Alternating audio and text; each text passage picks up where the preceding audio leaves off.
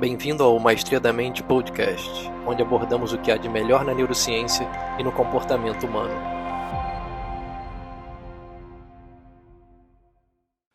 Oi pessoal, hoje eu estou com o Dr. Ribas e a gente vai falar sobre neurofeedback e como funciona o cérebro de uma pessoa com ansiedade e como esses recursos tecnológicos ajudam a gente a entender como funciona o cérebro de uma pessoa de uma forma geral. Dr. Ribas, é um prazer estar com o senhor aqui hoje e gostaria que você falasse um pouco mais a respeito do seu trabalho, das suas pesquisas. Olá, Tiago Garcia. É uma honra estar aqui dando essa entrevista para você, participando desse momento importantíssimo que é o seu podcast, né? E que eu já tenho acompanhado alguns trabalhos seus e fiquei muito encantado. Em relação a minha apresentação, né? Eu sou psicólogo, eu fiz psicologia na Universidade Federal de Pernambuco e fiz mestrado e doutorado em neuropsiquiatria, lá na área médica. E aí, depois, a gente trabalhava muito tempo com psicoterapia, mas eu fiquei encantado com a neurociência, né? Eu conheci o Dr. Raul Manhães de Castro, que foi meu orientador do doutorado, e ele me deixou encantado que ele fez a formação dele toda no Instituto Pasteur, na França, e aí eu comecei a acompanhar o Dr. Raul e fiz ciência básica com ele no mestrado, trabalhei muito com ratinho, fazendo experimento com antidepressivo, ansiolítico e estudos do sistema nervoso na época do período crítico do desenvolvimento do sistema nervoso. Aí eu cresci muito nessa parte assim, eu senti que eu aprendi muito com a neurociência básica, sabe? E aí depois ele me permitiu trabalhar com seres humanos, aí eu fui trabalhar com os controladores de voo, que eu fui um dos controladores de voo da aeronáutica por 30 anos, e a minha tese de doutorado foi com eles. Aí a gente tirou sangue, a gente fez eletroencefalograma, fez polissonografia, e aí publiquei a tese. E aí depois eu conheci o neurofeedback e fui trabalhar e fui fazer um curso junto com Renata Guerra Ribas, que é a minha esposa. A gente fez o curso com Peter Van Dusen, né, que é um americano de New York, e ele quem elaborou, organizou o método Trainers KG, que é TQ7. E aí a gente começou a estudar com aprofundamento todos os protocolos dele, né? E foi Aham. investigando e foi publicando e foi se encantando cada vez mais. E aí a gente acrescentou hoje a neurometria funcional do Dr. Nelson Alves Pereira Júnior, que é o criador também, o pai da neurometria funcional, que trabalha com... A neurometria funcional é um exame que você analisa entre 6 a 10 minutos a as adrenais, a relação entre as adrenais e o fígado, microcirculação respiratória, índice barorreflexo, que é a capacidade de contração e dilatação dos vasos sanguíneos, a hemodinâmica, que é a velocidade do sangue, porque tudo isso tem relação com o disparo da onda lá em cima no cérebro. Por quê? Porque o sangue vai transportar o oxigênio nas hemácias, lá nas hemoglobinas, mas ela precisa ter uma passagem adequada, sabe, Tiago, na microcirculação, porque a microcirculação começa do arco da aorta no coração e vai até o seio carotídeo, a carótida no pescoço. E ela tem que subir e Uhum. vai para os centros vasos motores, né? E quando chega lá vai distribuir. Só que os capilares são muito pequenos, então aí um pequeno detalhe já vai interferir, por exemplo, uma anemia megaloblástica, que a hemácia fica muito grande, ela não vai conseguir passar em alguns capilares para levar o oxigênio funcional, para passar por alguns processos bioquímicos, como ciclo de Krebs, fosforilação oxidativa, para disparar o neurônio. Então, tem toda essa bioquímica, né, que a gente começou a estudar também e juntou, sabe? Então, foi isso. Aí, com o neurofeedback, a gente ou inibe determinada onda cerebral, não a onda, mas a amplitude da onda em determinada região do cérebro, ou estimula ou aumenta aquela na onda na região do cérebro que está precisando ser estimulada. Mas a gente começou a perceber que não tem como fazer um trabalho que tenha vamos dizer assim, uma durabilidade maior se a gente não trabalhar junto na visão da medicina integrativa, da medicina funcional, da nutrição funcional. E aí a gente foi avançando com esses estudos e foi ficando cada vez mais encantado. Porque aí hoje o que acontece? Quando o paciente chega no nosso consultório, a gente pede que ele não diga nada sobre ele, já para passar essa confiança. Aí a gente faz a neurometria funcional, faz o eletroencefalograma quantitativo do método TQ7, e aí já explica tudo que encontrou. Olha, você provavelmente está sentindo isso, isso, isso. Aí sai dizendo, né? Irritação, impaciência, temperamentalismo, você está com pensamento, com ideação suicida, blá, blá, blá. Aí o paciente, aí tem aquele paciente que se emociona, começa a chorar, poxa, o senhor está falando tudo. Aí tem alguns que brincam, né? Como é isso? É Madame Abigail É, Clemão? é Aí a cartomante. gente, aí a gente fala, não, é ciência, não foi a gente que descobriu, mas um conjunto de cientistas espalhados no mundo, dentre eles o brasileiro Dr. Nelson Alves Pereira Júnior e o americano Peter Van Dusen, sabe? E aí a gente fica encantado e vem desenvolvendo esse trabalho. Aí acrescenta o exame de sangue. Só que a gente faz a leitura, a interpretação do exame de sangue na visão da medicina funcional, da nutrição funcional. Você não fica preso aos valores de referência do laboratório, porque os valores de referência do laboratório são valores da curva normal estatística do laboratório, Uhum. entendeu? Então, por exemplo, lá diz assim que a vitamina B12, lá no laboratório, o valor de referência, diz que é 197 a 980. Aí, isso aí é um valor da curva normal estatística do laboratório. Ele está dizendo que teve paciente que foi ao laboratório que tinha a B12 de 197 e tinha paciente com 980, entre 10 mil pacientes.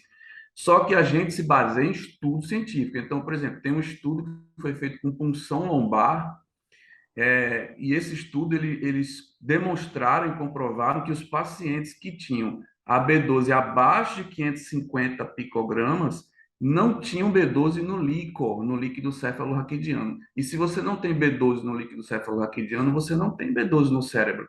E aí, se você for para o Google acadêmico e escrever lá B12 e transtorno obsessivo compulsivo, você vai encontrar assim de estudo. Você botar B12, osteoporose, deficiência de B12 osteoporose, assim. Deficiência de B12, doença cerebrovascular, assim. Deficiência de B12 depressão, sabe? Alzheimer. Aí você vai ficar impressionado, porque é um conjunto, sabe? A gente começou a entender que a gente não pode desprezar, não, essa área é só com fulano, não. Aí a gente começou a receber o paciente, investigar tudo, e às vezes, Tiago, quando o paciente chega no nosso consultório, ele vem, ele já sabe que ele tem os sintomas da depressão, embora ele não nos diga, mas às vezes a depressão, ela é assim, uma causa mínima diante do outro quadro. Aí a gente já chegou a descobrir aqui câncer de mama, mieloma múltiplo, câncer de próstata, ou seja, a depressão era uma coisa secundária dentro desse Uhum. quadro. E aí você pergunta, e você vai tratar o mieloma múltiplo? Não, a gente encaminha para Sim. um centro, um multicentro da hematologia, e muitas pessoas estão no início. Então, assim, imagina, você procura um psicólogo e aquele psicólogo, junto com a sua esposa nutricionista, te ajuda numa investigação de outra coisa, porque a gente investiga, sabe, Tiago? A gente trabalha nessa abordagem de investigar. A gente não gosta dessa coisa de, só vou ouvir então vamos iniciar o tratamento na tentativa erro. A gente não concorda com isso, não, sabe? A Sim. gente dá aquela abordagem do Daniel Amen. Você conhece Daniel Amen? Não. Daniel Amen é um psiquiatra americano foi o primeiro psiquiatra americano a se incomodar com essa postura de só ouvir o paciente e já entrar com a medicação. Ele disse, não, um patologista ele quer ver a imagem do fígado, um cardiologista quer ver a imagem do coração, um neurologista quer ver do cérebro. Por que eu sou psiquiatra, eu não posso ver do cérebro? Aí ele começou a acrescentar estudos com SPECT, com o PET, né, a tomografia de Sim. emissão por emissão de pósitrons. Aí foi o eletroencefalograma quantitativo.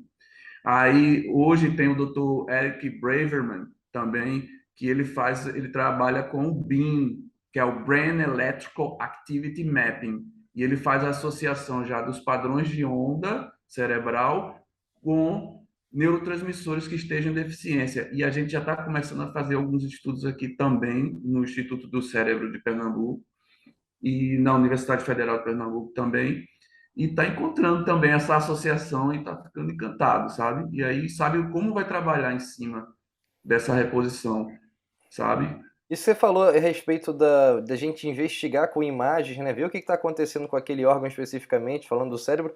É importantíssimo porque, como a gente não consegue, né, muitas vezes,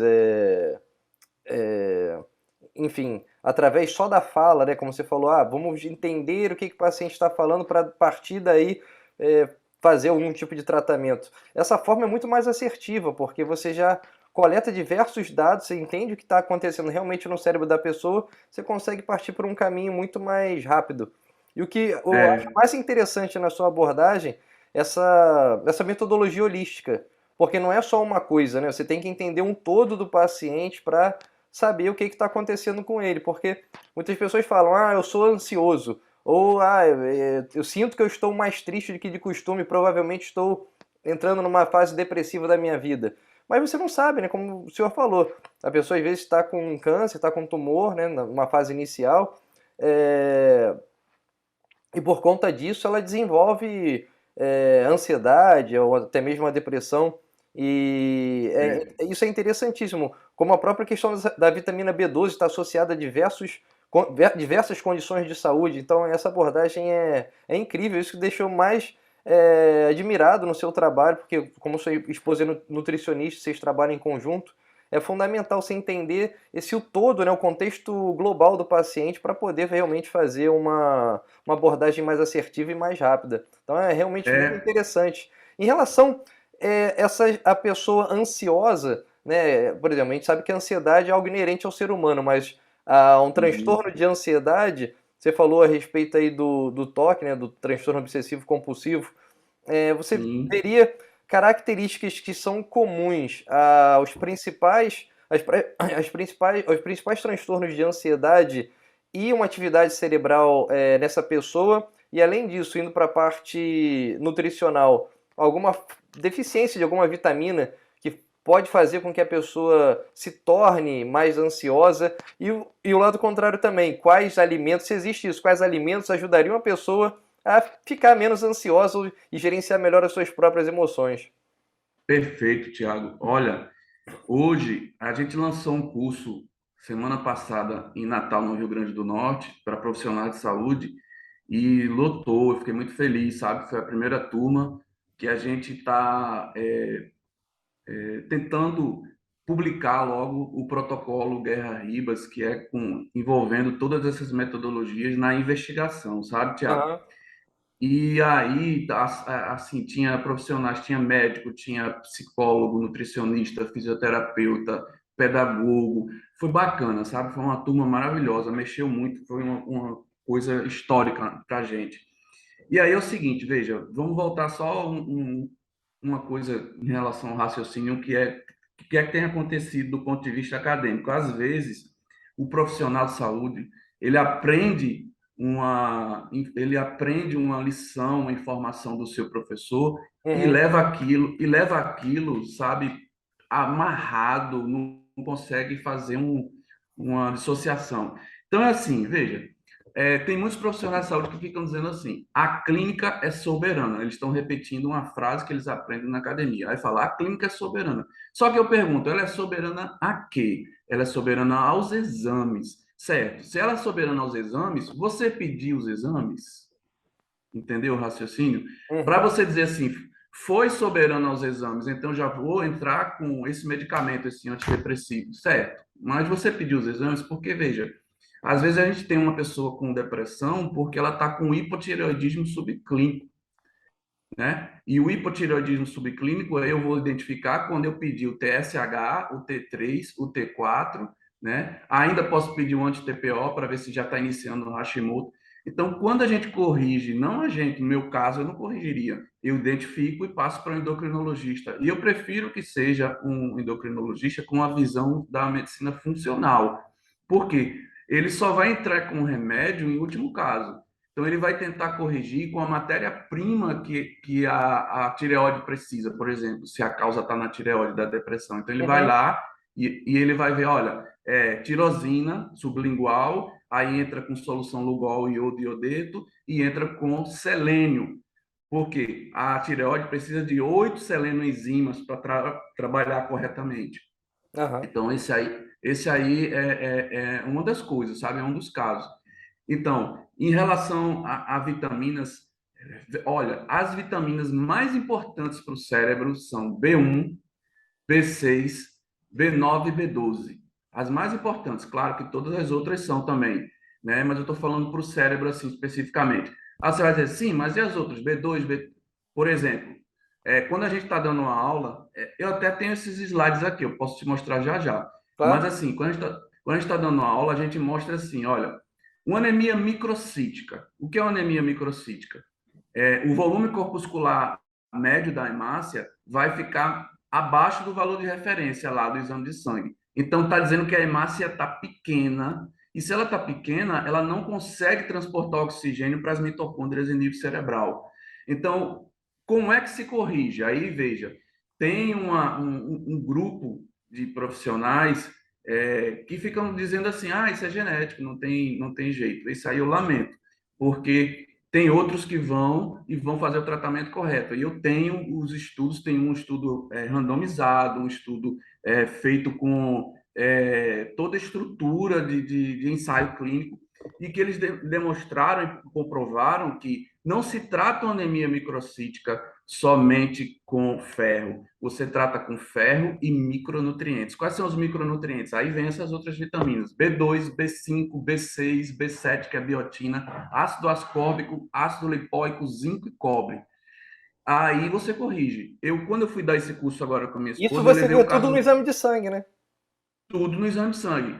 Mas pasmem, nem todo mundo sabe interpretar exame de sangue, infelizmente. Aí você vai dizer, como é que você fez essas formações? A gente foi fazendo, além de toda essa formação na área médica que eu fiz na neuropsiquiatria, no Hospital das Clínicas da Universidade Federal de Pernambuco, eu fiz formações extra, eu fiz formação com o doutor Laí Ribeiro, eu fiz formação com a doutora Tiele Machado, fiz formação com o doutor Gabriel de Carvalho, né? Doutor Alain Dutra, são médicos fantásticos, sabe? O Gabriel de Carvalho, ele é o pai da nutrição funcional no Brasil. Ele é Conheço ele. farmacêutico, bioquímico e nutricionista.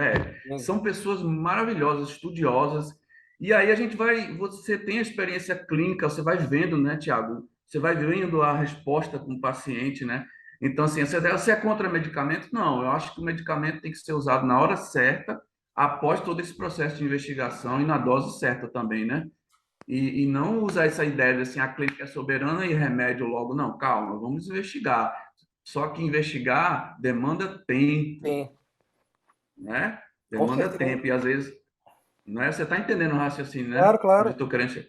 Eu acho que eu falei tanto e terminei perdendo o fio da meada. Foi Não, que eu foi. queria. Não, foi isso mesmo. E em relação a como você investiga, né, uma pessoa, você já abordou como você investiga uma pessoa, logo que ela chega aí, você inclusive começa a dar traços de coisas que ela está vivendo, que ela muitas vezes se espanta. E falando sobre sobre as pessoas ansiosas, é, quais são os padrões característicos que, não só com neurofeedback, mas nessa visão mais holística que você tem com a sua esposa em relação à deficiência, inclusive de vitaminas, quais seriam as principais características que você observa em relação aos principais transtornos de ansiedade? Tá certo. Olha só, Tiago.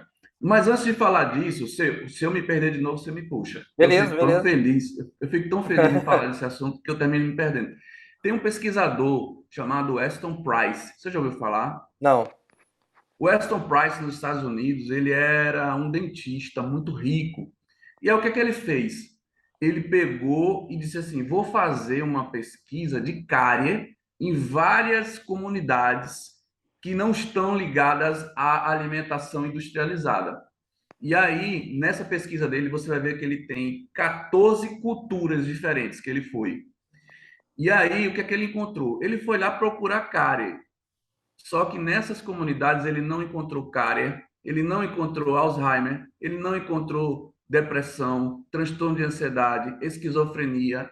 Aí ele disse: opa, o que é que tem, né, nessa alimentação dessas pessoas? Aí, como ele era rico, ele falou: vou aproveitar minha condição financeira Aham. e vou levar essa alimentação para analisar nos Estados Unidos. Levou. Tiago, quando ele analisou, ele viu que essas pessoas têm 10 vezes a quantidade de vitaminas e minerais que a gente da cidade grande que tem alimento industrializado tem. Então, eles estão 10 vezes bem mais Supridos, é, né?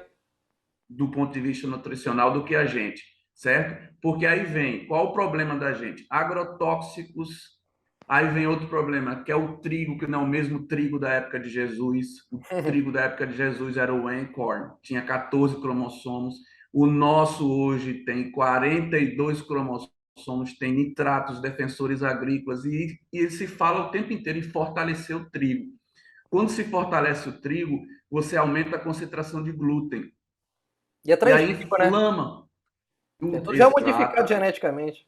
exato. Aí o que acontece? O problema está sendo aí, entendeu? Está inflamando, porque quando inflama o intestino, inflama o cérebro por meio do nervo vago. Aí tem a neuroinflamação. Então, mas eu quis chamar a atenção dessa questão das vitaminas, mas eu vou voltar para a sua pergunta. Existe padrão? Existe, Tiago. Vê como é interessante. Se eu te perguntar assim, Tiago, se o seu carro começar a fumaçar, vamos imaginar que aquela fumaça no capô é ansiedade, certo? Aham. Seu carro está soltando aquela fumaça, você parou no trânsito, se assustou, ligou o alerta e as pessoas, calma, o que foi e tal. Aí eu pergunto a você, Tiago, você pode afirmar que é o radiador? Não tem como ver, né? Tem que dar uma olhada, tem que abrir o capô. Então, qual é o problema que o Dr. Daniel Emen chamou a atenção? Ele disse assim: olha, por que eu estou só ouvindo a pessoa e já entro com a medicação? Eu Uhum. tenho que investigar. É isso porque eu peço o exame de sangue. Por quê? Vamos lá.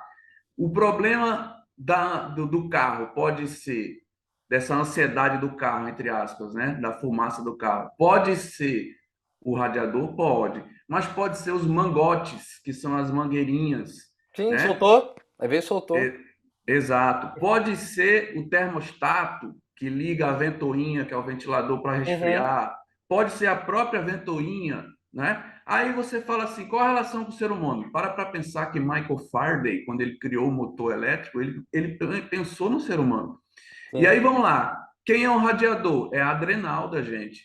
Quem é o termostato? São as amígdalas cerebrais.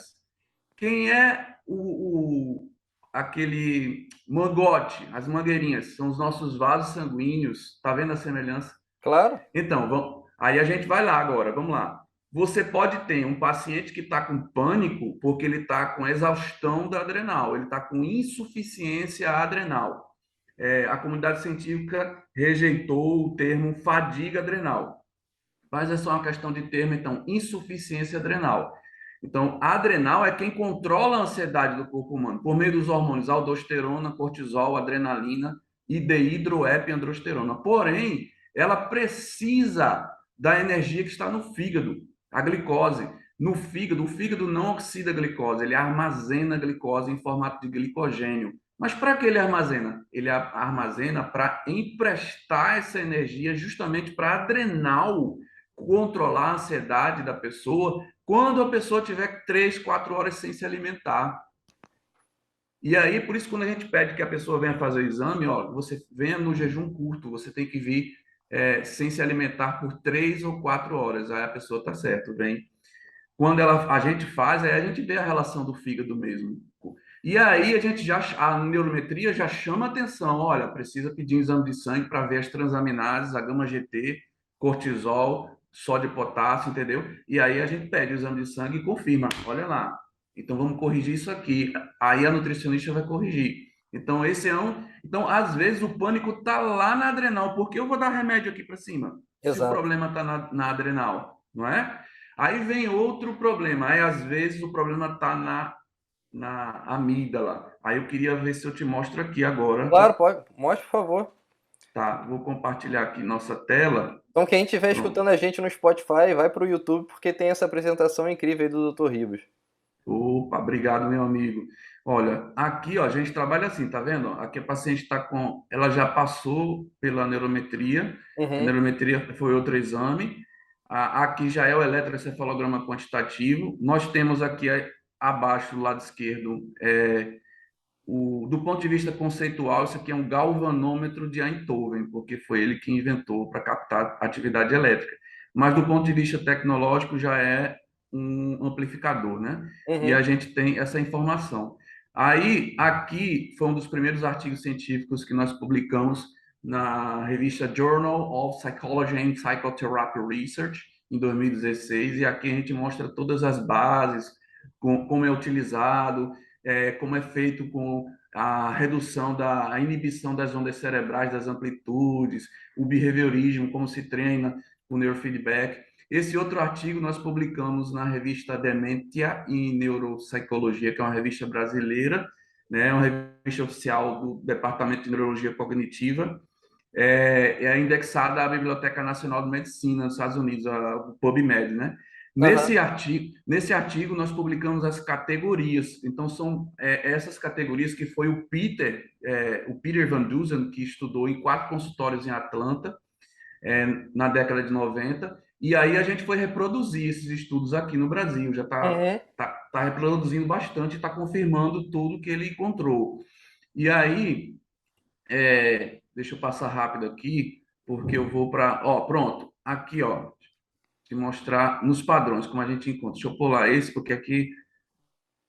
Deixa eu vir aqui, que você falou da ansiedade, né? Então, deixa eu pular esse. Pronto, esse aqui é o da ansiedade, é o artigo científico da ansiedade, que foi o que você encontrou também, né? Sim, Então, aí veja, a gente publicou também nessa revista lá no PubMed, né? Aí a gente chama a atenção do seguinte, ó, vamos primeiro entender quem controla a ansiedade, medo, insegurança, pânico e fobia no cérebro. Aí a gente mostra que é a amígdala, né? Essa uhum. glândula. E aqui no eletroencefalograma ela corresponde a esse ponto aqui, temporal 3 e o lado simétrico lá do outro lado, que é o temporal 4. Então, todo número ímpar fica no lado esquerdo da cabeça, no hemisfério esquerdo, e número par no hemisfério direito, onde predomina a emoção e o lado esquerdo predomina a razão, né? Aí a gente vem para cá, vamos tentar ver numa visão ampla, né? Aqui, ó, você tem a amígdala que vai se comunicar com o hipotálamo, na base do cérebro, ó, o hipotálamo aqui. Então, a amígdala é quem avisa o hipotálamo do perigo, O detector de né? perigos, né? Exatamente. E aí ela vai avisar, né, depois pela adenohipófise para adrenal, aumentar a adrenalina e cortisol para a pessoa lutar ou fugir, né? Certo. Aí eu vou pular para cá. Veja só, nessa imagem a gente tem o seguinte, tem uma pessoa concentrada. Quando ela concentra, ela ativa mais o córtex pré-frontal. Aí ela precisa sentir um pouco de medo na hora que ela vai atravessar uma rua. Então, ó, eu vou aqui, ó, ela vai atravessar a rua, ó, ativou com onda beta. Ela sentiu um pouco de medo, aí olhou para um lado e para o outro, que esse medo vai protegê-la. Aí ela está passando devagar, está andando muito devagar. O que é que vai acontecer com essa beta? Vai virar beta alta, né? Porque o caminhão está se aproximando. Aí ela, opa, virou beta alta. Aí ela tem que correr, senão o caminhão vai atropelar. Aí, só que depois que ela atravessar, ela tem que voltar para cá. Mas o que é que acontece com algumas pessoas que estão com transtorno de ansiedade, medo, pânico ou fobia e foi nessa área? Aí é bom lembrar disso, né? Porque nem sempre o problema está aqui.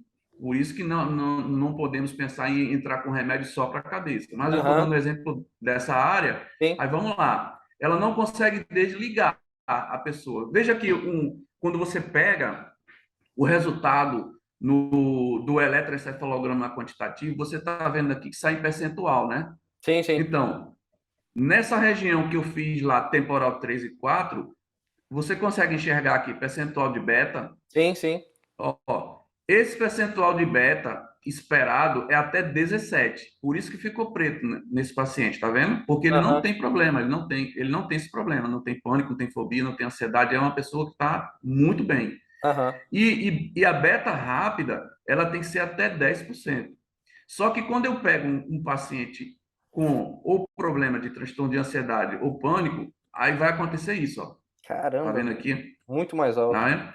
A gente chama de temporais quentes, porque foi publicado como hot temporals. Então, Uhum. veja, aí você observa aqui, ó, em vez de 17 em beta, tem 20 e 26. Em vez de 10% em beta rápida, tem 16 e 26. Aí, observe outra coisa, Tiago. Você está vendo que o lado direito está maior que o lado esquerdo? Sim, Isso aqui ainda é pior, sabe por quê? Porque significa que a pessoa está ativando mais o lado que predomina é a emoção. E aí ela vai ficar com uma tendência muito forte de pensar negativamente, entendeu? Então ela vai ficar sempre pensando no pior, no pior, no pior. E sim, você, aí o que acontece? Alguns psicólogos, quando estão fazendo a psicoterapia, pelo menos aqui em Recife, quando eles estão fazendo, eles encontram uma dificuldade imensa e eles não conseguem avançar com essas pessoas que estão assim, porque elas saem fazendo muitas distorções cognitivas, sim. saem distorcendo tudo. E o psicólogo tentando fazer a intervenção não consegue. Aí, às vezes ele encaminha para a gente, aí fala: Ribas, Renata, faz o favor, faz um trabalho com essa pessoa de dessensibilização aí, vê se aí a gente vai fazer, aí entra o neurofeedback, né? Aí a gente primeiro vê todas as vitaminas, vê o exame de sangue, vê tudo, começa a corrigir, aí entra a nossa parceira Joyce Moraes, que é uma nutricionista funcional, que é a nossa parceira aqui do consultório, e ela já está com a gente há uns 7 anos e faz um trabalho magnífico. Ela vai fazendo a parte da nutrição, e a gente vai fazendo a dessensibilização, a gente vai fazendo manobras respiratórias, de variabilidade da frequência cardíaca, que é com a neurometria, Uhum. faz coerência cardíaca com a neurometria e com o Cardioemotion, que é outro equipamento desenvolvido no Brasil, com o Dr. Marco Pog, também é muito bom, sabe, Tiago? E vai fazendo a inibição, por exemplo, a gente vai inibindo aqui, ó, esse padrão com as batidas binaural, o paciente vai ouvindo a batida binaural, só que a gente já fez o treinamento das manobras respiratórias, já aumentou o fluxo de oxigênio para o cérebro já está entendendo que é para acalmar, e a gente vai usar, aí a gente na tela do paciente, quando é nesse caso de transtorno de ansiedade, a gente procura usar imagens de fractais, ou algum Uhum. filme que não deixa a pessoa ansiosa, e ela está vendo o filme e a gente está dando o comando no neurofeedback para inibir. E aí ela vai repetindo, repetindo, e o cérebro começa a ter um novo caminho, e aí ele vai ficar assim depois. Isso eu Ele ia vai. perguntar, doutor, muito interessante, é incrível o seu trabalho. Em quanto tempo a pessoa já começa a sentir esses benefícios dessa dessensibilização da amígdala? Então, muito boa sua pergunta.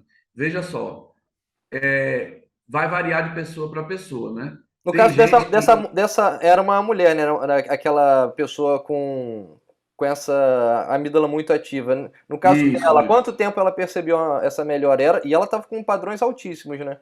Então, a percepção da melhora dela, no caso dela, eu me lembro, foi lá na 10ª sessão, oitava, décima. Mas veja, ela ainda não estava. Eu vou usar esse termo, mas a gente não gosta de usar porque é um termo, acho que mais ligado. Eu vou usar cura. Ela não estava curada, né? Eu não gosto de usar porque cura, eu acho que está mais ligada à perfeição, a Exato. Deus, só Ele que tem esse E poder de ninguém, e curar, ninguém né? deixa de ser ansioso, né? A ansiedade, inclusive, ela é importante pra gente. O problema é o É transtorno de importante. ansiedade.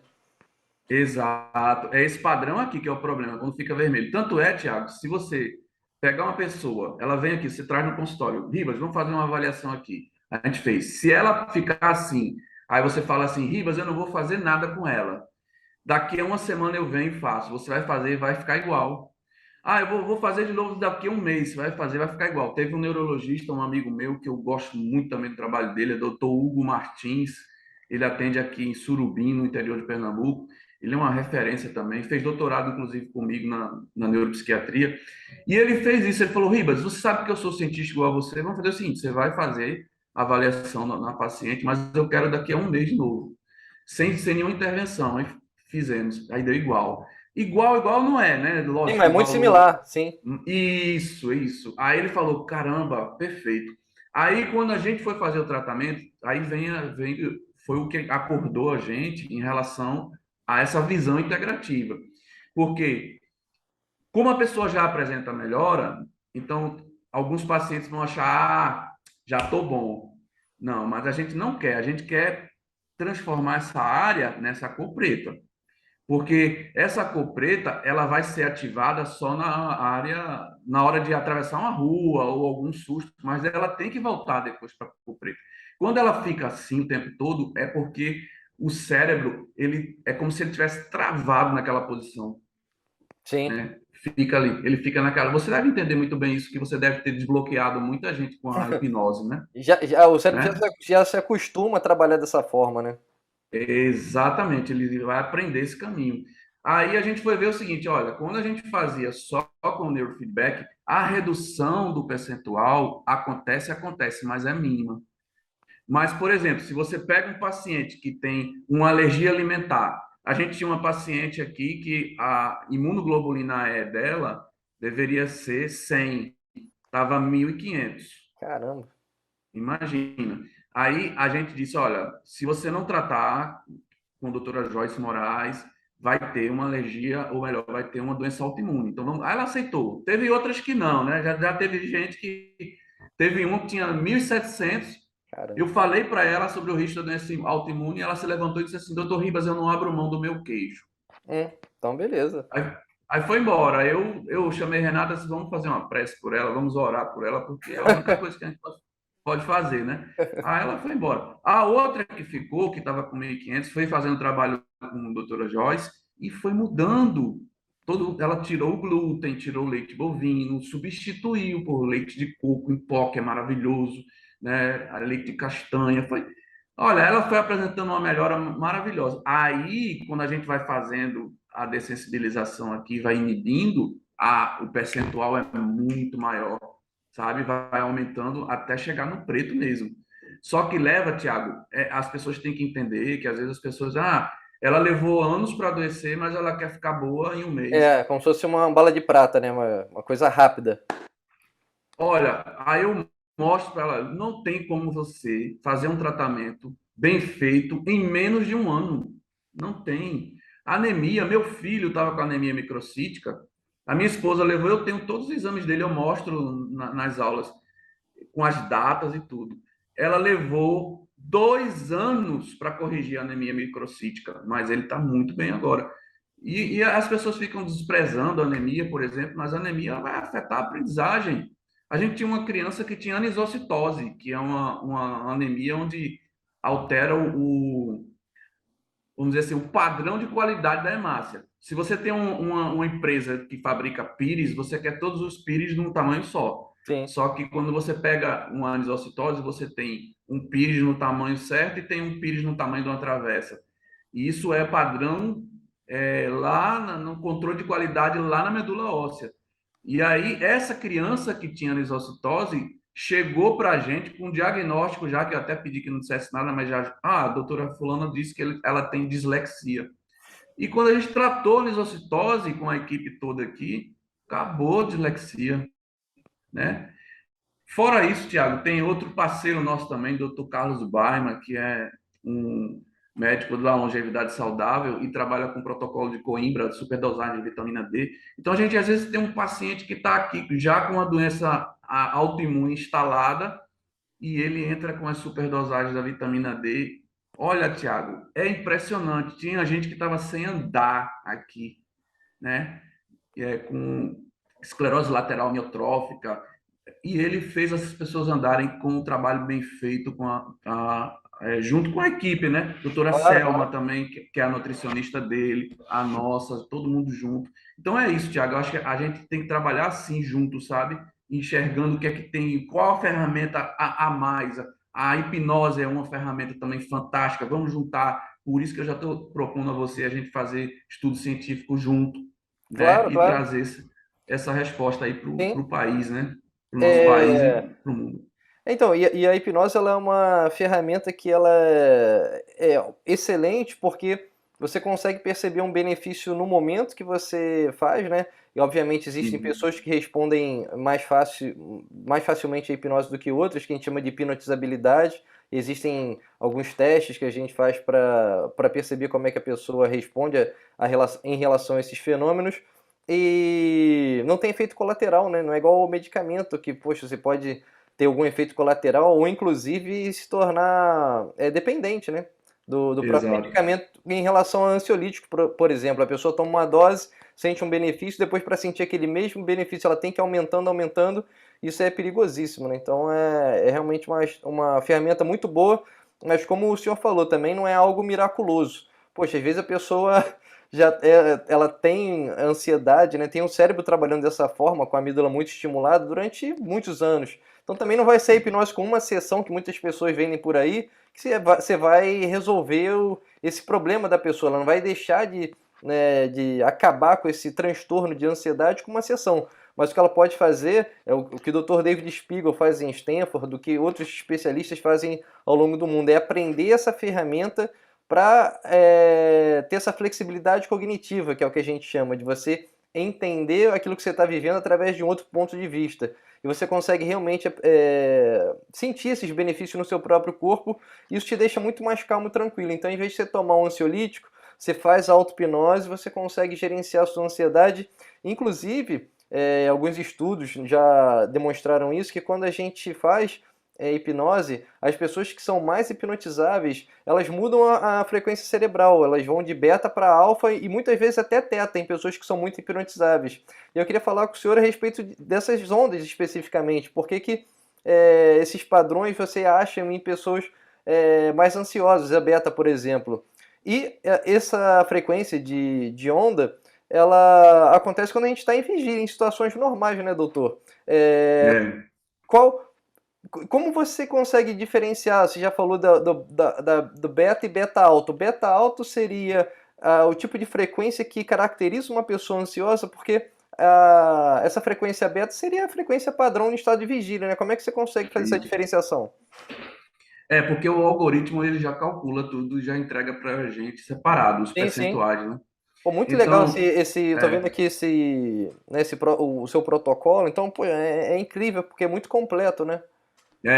inclusive, eu já venho junto com a equipe da Universidade Federal, doutora Ana Elisa Toscano, doutor Raul Manhães de Castro, toda a equipe, tá, a gente já vem estudando e aprofundando, doutor Murilo Calafange, doutora Clênis Calafange, essa equipe toda a gente vem aprofundando, porque a gente está impressionado, Tiago, com uma coisa, que é o seguinte, você sabe aquele cientista que ele quer falar bonito, não é? Não Conheço tem aquele, vários. tem aquele cientista que ele só se preocupa em falar bonito e usar, por exemplo, se você disser assim, olha, vamos fazer uma investigação no padrão do cérebro de uma determinada pessoa, aí o que é que acontece? Esse cientista ele vai querer dizer assim, olha, eu só vou usar uma ferramenta matemática se for matrizes, determinantes, análise combinatória, né, números complexos. Cara, Peter Van Dusen, esse americano, ele conseguiu fazer vamos dizer assim, um modelo, né, que apenas usando percentuais, não precisa você usar matrizes. Tiago, eu conheço um monte de eletroencefalograma quantitativo que vai só por, não, porque tem que ser matrizes, porque são linhas e colunas, no cérebro sim, mas o cérebro não funciona como você quer. E aí, o que Peter fez nesse modelo foi trabalhar por região, sabe? Então, às vezes, tem uma pessoa que vem e faz uma crítica a Peter, diz assim: olha, você tem um equipamento que só são 4 canais e, cara, são 4 canais, mas eu não erro um diagnóstico aqui sem a pessoa dizer nada. Ao passo que tem gente que tem um equipamento com 300 canais, que usa toda essa. Não consegue dizer nada, não fala coisa com coisa, e não Uhum. faz nada pela pessoa. E são equipamentos de 80 mil, 120 mil. O de Pita não é um preço que dá para os profissionais, como psicólogos, médicos, Uhum. neurocientistas, que eu estou feliz que hoje os neurocientistas não são só psicólogos, médicos, biólogos. Né? Você, por exemplo, não Sim, é. O, exatamente. não é? O Peter também não é, o Peter é administrador de empresas. Olha que coisa linda. Isso aí para mim foi fantástico, sabe?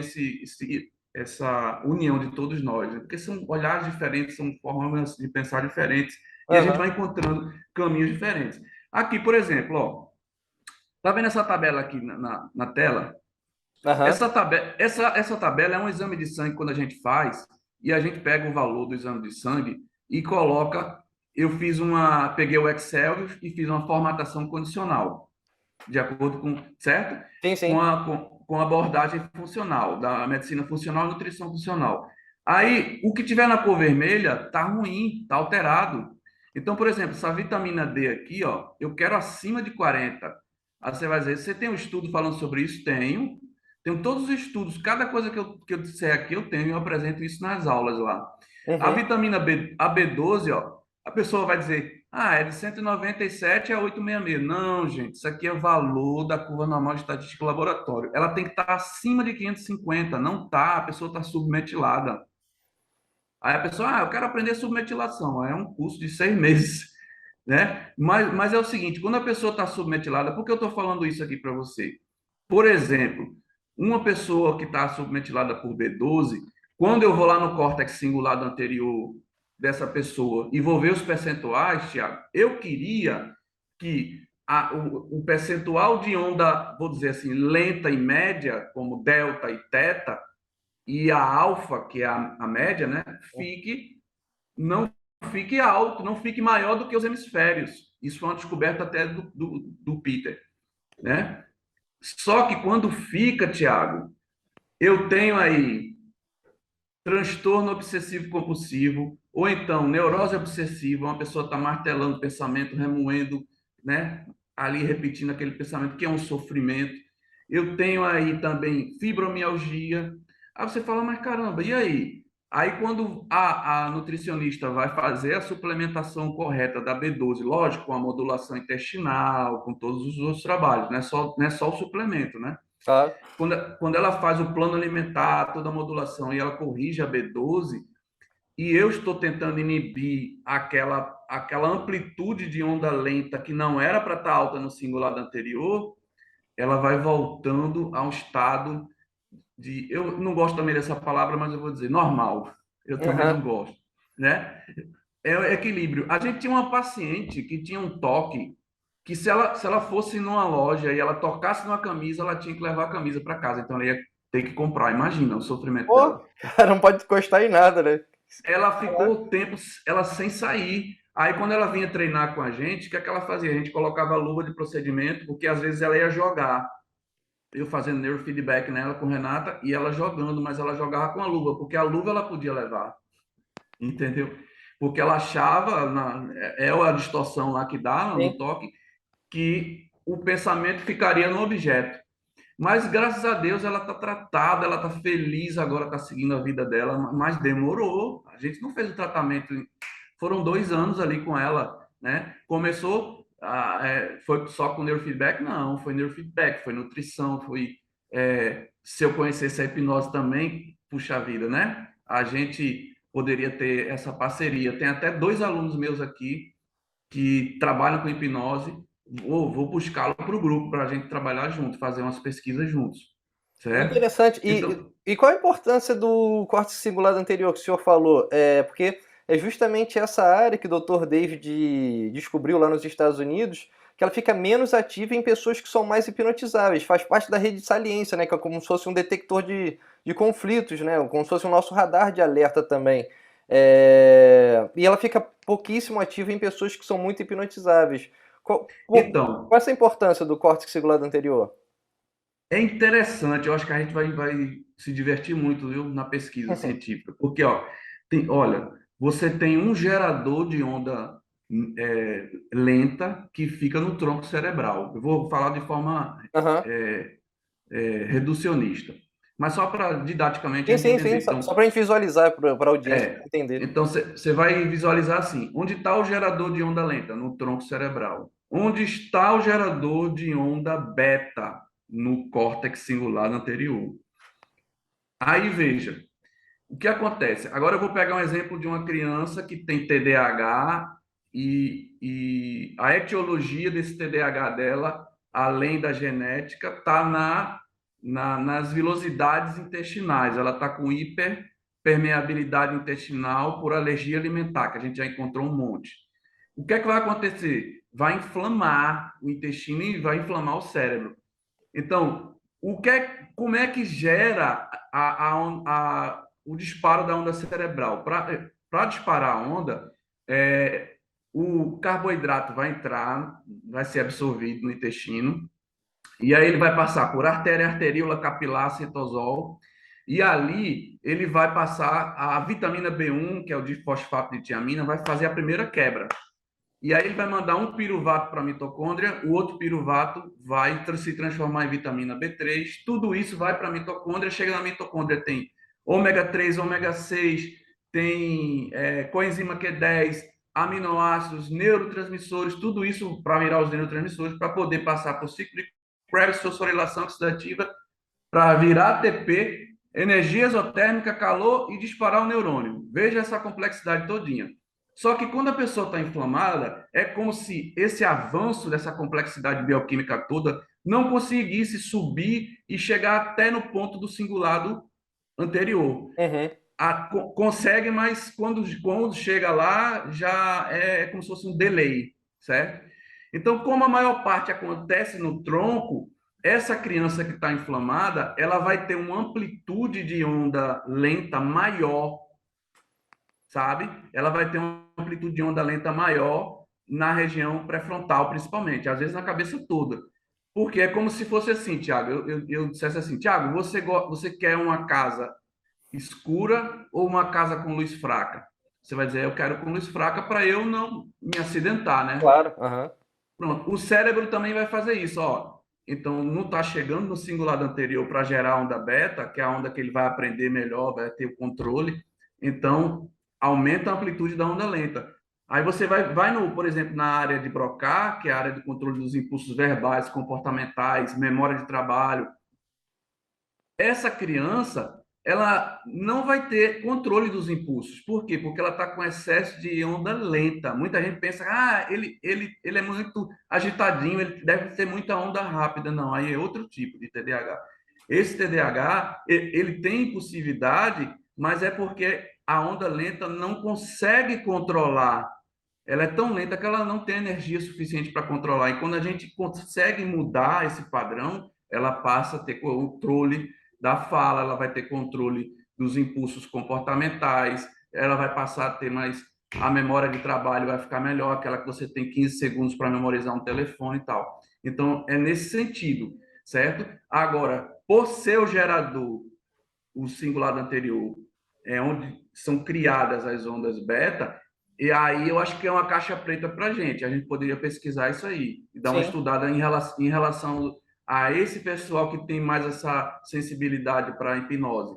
Aí eu acho que cabe a gente avançar com esses estudos, ver com os equipamentos e exame de sangue, a bioquímica e tentar descobrir o que é que tem a mais nessa caixa preta, porque Sim. isso aí eu também não sabia. Quando você falou, eu tinha visto já em outra entrevista sua lá, fiquei encantado, aí eu já vinha falando para a Renata, mas a gente também não tem como desenvolver uma pesquisa só, né? A gente Claro, claro. precisa, aí a gente precisa se E juntar pode para contar ver. comigo que precisar aí para a gente descobrir como o nosso cérebro funciona e poder ajudar as pessoas em relação a esses tipos de, não só transtorno de ansiedade, mas transtorno de humor também, como a depressão. Vou ficar muito feliz em poder colaborar. E aqui nessa tabela, só para eu tirar ela da tela, Aham. eu quero te mostrar o E é seguinte: e é uma a gente criança, né? São oito anos de idade, é né? Já tem exatamente. depressão, transtorno de ansiedade, pô.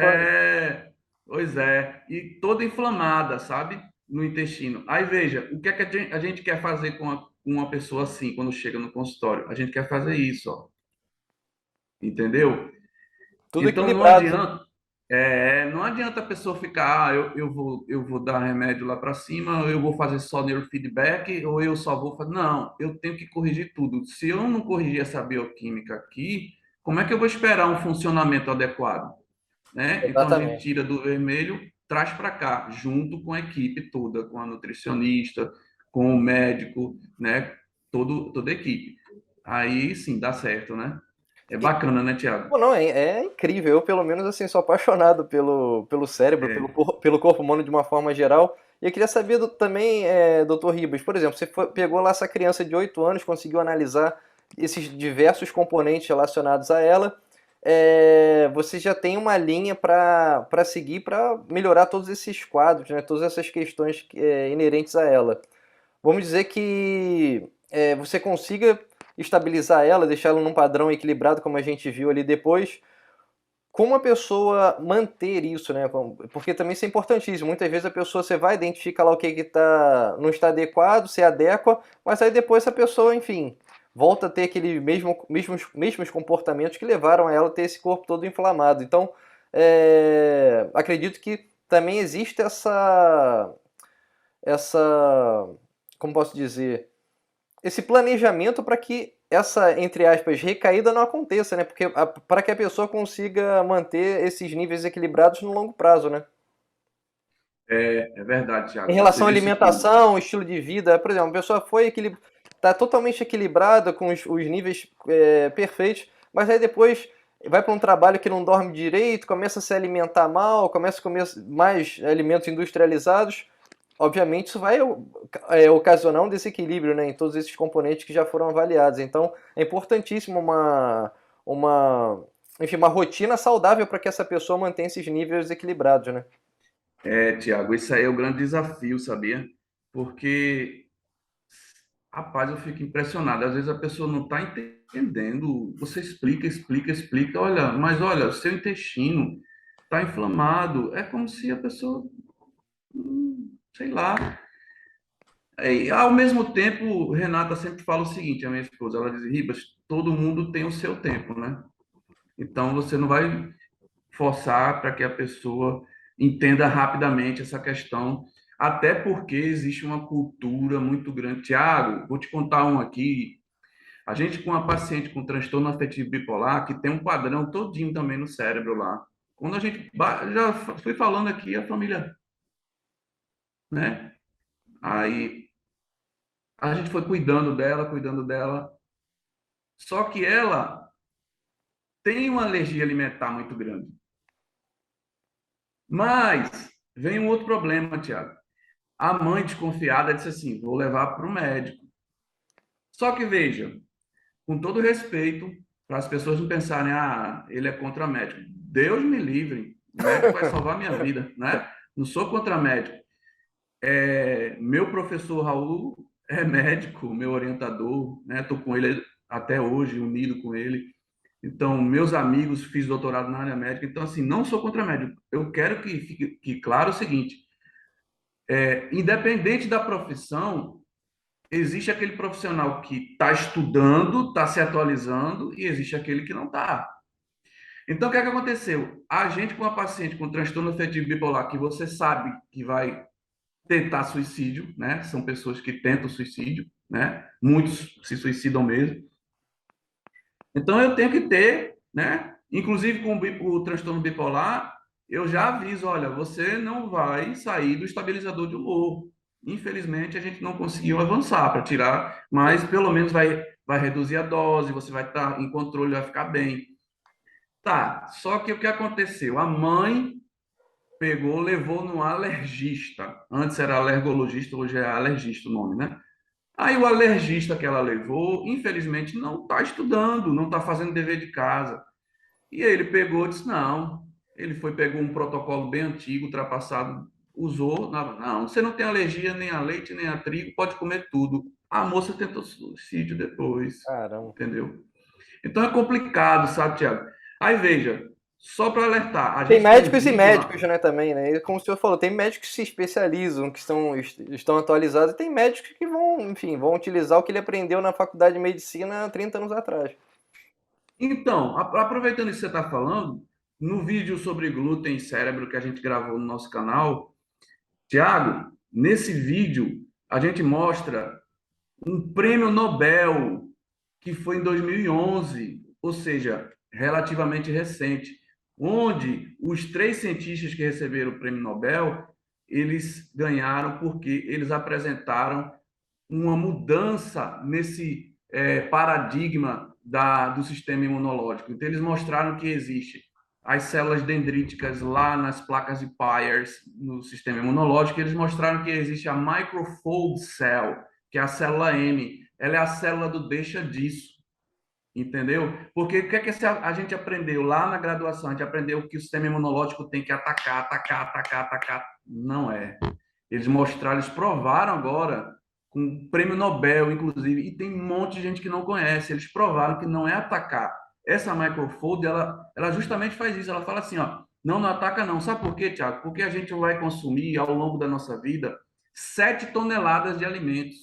Já pensou se o sistema imunológico ataca tudo? Tudo que a gente ingerir? Não pode. Então, ela fala, não, deixa disso. E foram eles que provaram que se chama tolerância da mucosa. Só que aí, esse pessoal que não está estudando, vem jogar pedra na gente, fica, né? Aí isso é ruim, sabe? A gente nem perde tempo com eles, a gente É, não vale a pena. a gente só foca no paciente e foca em tentar apresentar é, essas informações. Uma médica muito importante que eu acho que o Brasil tem que acompanhar é a doutora Tiele Machado. Ela faz um trabalho fantástico com os autistas e com o TDAH, e ela diz logo, ó, nutrição é a base de tudo, é a base de todas as terapias. Então não adianta você. É como se fosse o combustível do seu carro, né, Tiago? Imagina se você chega para mim e fala assim, Ribas, olha, eu estava com preguiça de ir no posto de gasolina e coloquei 2 litros de querosene. É, se tinha gasolina, ele até vai andar, mas vai andar falhando, né? É o cérebro falhando com a comida errada, Isso não é? aconteceu já comigo, de já botar o combustível errado quando tava viajando. Aconteceu exatamente isso, o carro não andava direito. É interessante. E você vê o projeto Genoma, que foi publicado em 2003, a partir dali ele mostrou que existe uma bioquímica individualizada para todo mundo, né? Então, Exa- tá exa- aí. Exato. E eu queria também, aproveitando que você já entrou nesse assunto, na verdade, dois temas que são interessantes que você abordou agora e que me veio à cabeça. Um é dessa questão dos nutrientes, né, dessa questão alimentar ser individualizada, e o que o senhor acha desses testes genéticos, porque tem muitos, né, oferecidos por aí, se alguns são realmente relevantes, se outros tipo, não são, enfim, não seriam tão importantes para a pessoa averiguar. Esse é um ponto. E o outro é em relação à alimentação, porque inclusive o Dr. Irving Kirsch, que é um psicólogo americano, enfim, é uma das grandes referências, inclusive no mundo da hipnose, ele escreveu um livro contra a indústria farmacêutica, especificamente, que vende medicamentos antidepressivos, porque ele fez uma meta-análise, ele descobriu que os efeitos do antidepressivo do placebo são praticamente os mesmos. Então a pessoa não melhorava por conta desses componentes bioquímicos relacionados à depressão. E ele, enfim, nos Estados Unidos ele não conseguiu muito sucesso, mas na Inglaterra eles mudaram os seus protocolos relacionados a diversas questões psiquiátricas, principalmente em relação à depressão, porque era objeto de estudo dele, mostrando que realmente era melhor uma abordagem na alimentação, sono e atividade física do que simplesmente você medicar o paciente com aquele tipo de medicamento que é aquele que você foi ensinado. Então, esse componente também da indústria farmacêutica ser muito poderoso, né? São bilhões de dólares, e aí você investe nessas drogas e infelizmente, enfim, a gente acaba muitas vezes sendo refém porque a gente não tem conhecimento realmente se aquilo é bom ou ruim. Então seriam esses dois pontos. Eu concordo plenamente que a nutrição é fundamental para uma boa qualidade de vida. E o outro ponto, se os testes genéticos ajudariam a gente a entender melhor o nosso próprio corpo para melhorar a nossa qualidade de vida de uma forma geral. Então, eu concordo com você, só tenho medo de falar desse povo, porque eles são muito poderosos, né? Então, essa indústria. Enfim, deixa para lá. Vamos voltar para o teste genético, né? O teste genético, embora ainda sejam muito caros, né? Mas assim, dependendo da situação, é bom pedir, né? Por exemplo, você pode pedir quando a família está resistindo em querer retirar a alimentação só com o exame de sangue, porque falou com outro médico e disse que não. Aí eu, por exemplo, posso pedir um HLA, né, que é para ver se tem polimorfismo DQ2 e DQ8. Aí eu peço às vezes, porque aí eu mostro a publicação científica à família, falo, olha aqui, ó, ele tem o polimorfismo DQ2 e DQ8. Então, se ele não tirar o glúten hoje, ele vai ter a, é, a doença celíaca e pode vir uma doença autoimune, porque a doença autoimune, ela vai vir assim, mais ou menos. É, mimetismo molecular ou homologia estrutural, você já ouviu falar? Não. É assim, por exemplo, o intestino, ele tem as velocidades, não é para ele abrir para comida, certo? Ele vai absorver, a comida vai chegar, a velocidade tem que ficar fechada. Uhum. E tem essas velocidades, elas ficam fechadas por duas proteínas chamadas ocludina e claudina. Aí elas fecham. Elas só vão abrir quando for um patógeno. Então, se for uma bactéria ou vírus, aí ela vai abrir para o patógeno entrar e perdão, a zonulina vai atacar, certo? Aí a zonulina vai atacar a bactéria e vai criar um antígeno, um anticorpo. Tá, só que o que acontece? O glúten, a gliadina, quando ela chega no lúmen do intestino, a zonulina já percebe como um patógeno, muito mais para algumas pessoas do Entendi. que outras. Tanto é que hoje tem uma publicação científica falando assim: não fica procurando doença celíaca clássica, não, porque é raro. Inclusive, às vezes, a pessoa só vai apresentar daqui a 10 anos, 40 anos. Procura sensibilidade ao glúten, porque é 8 vezes maior do que a doença celíaca. Só que também nem todo mundo sabe identificar a sensibilidade ao glúten. Aí vem um problema. Por isso que eu acho que o exame genético vai ajudar nisso aí. Porque, assim, o que é que acontece?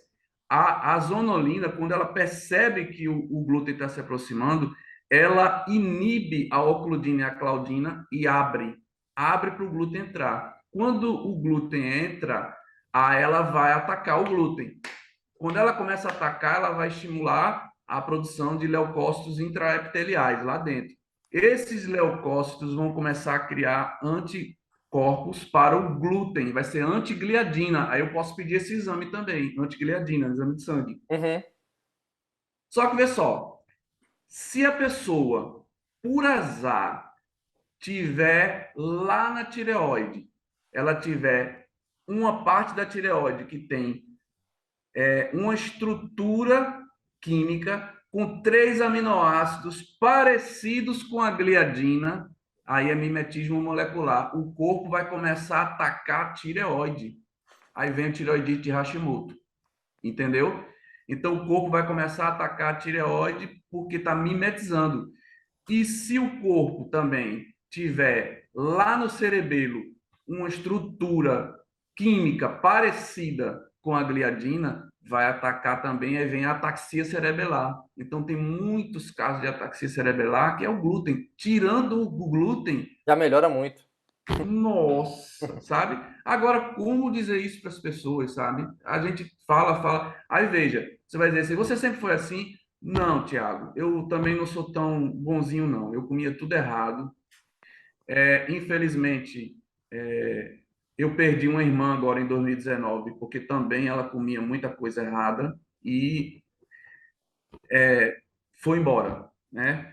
E aí eu fui encontrado, Tiago, na época que eu era controlador de voo, minha esposa, a gente morava numa vila militar e quando foi de madrugada ela me encontrou desmaiado no banheiro.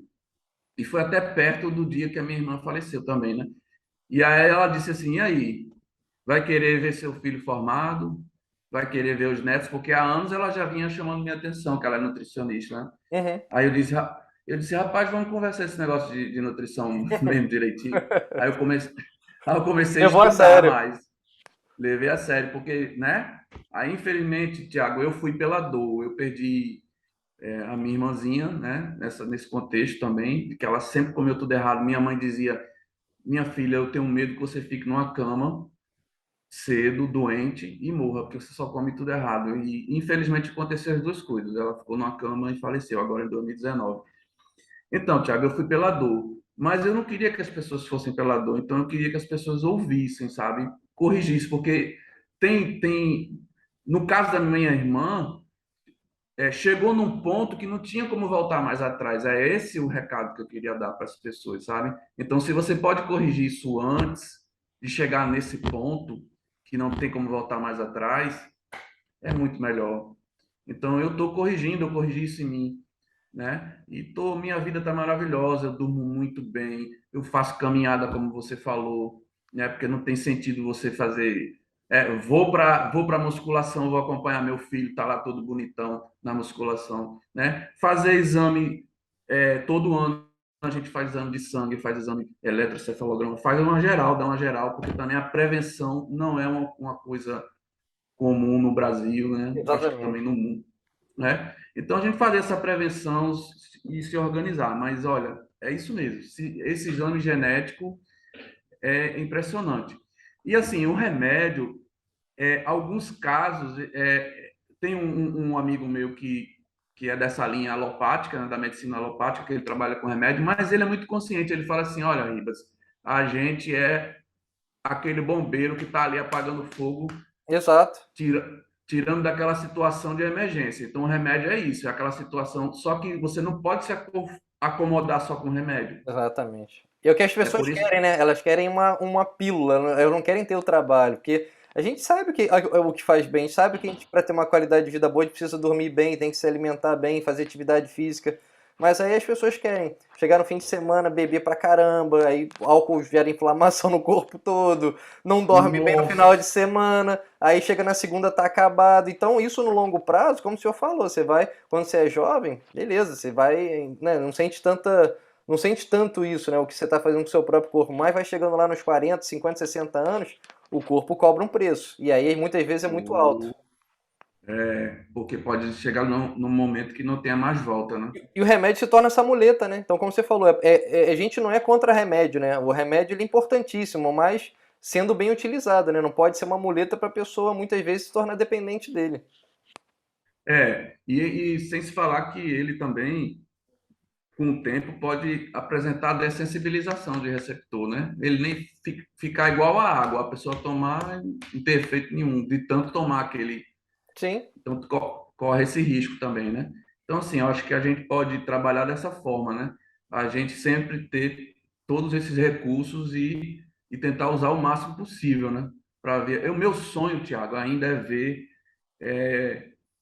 uma medicina funcional, nutrição funcional na saúde pública. Eu ainda queria ver essas pessoas também do SUS ali tendo esse aporte, sabe? Essa sim. mudança. Porque, pronto, a gente estava falando da zonolina agora. Quem controla essa entrada e saída, esse movimento da zonulina inibindo para poder abrir, é a vitamina D. Então, se a pessoa está com baixa vitamina D, vai inflamar mais ainda o intestino. E aí, inflamando, como é que vai absorver os nutrientes? Aí, quantas pessoas chegam aqui? Como é que eu estou sem nutrientes se eu como muito bem? Você come muito. Não Agora, bem. bem é outra história, né? Aí vai falar de corante, conservante, realçador de sabor, tudo isso aí, nossa senhora, quando chega no intestino é um desastre.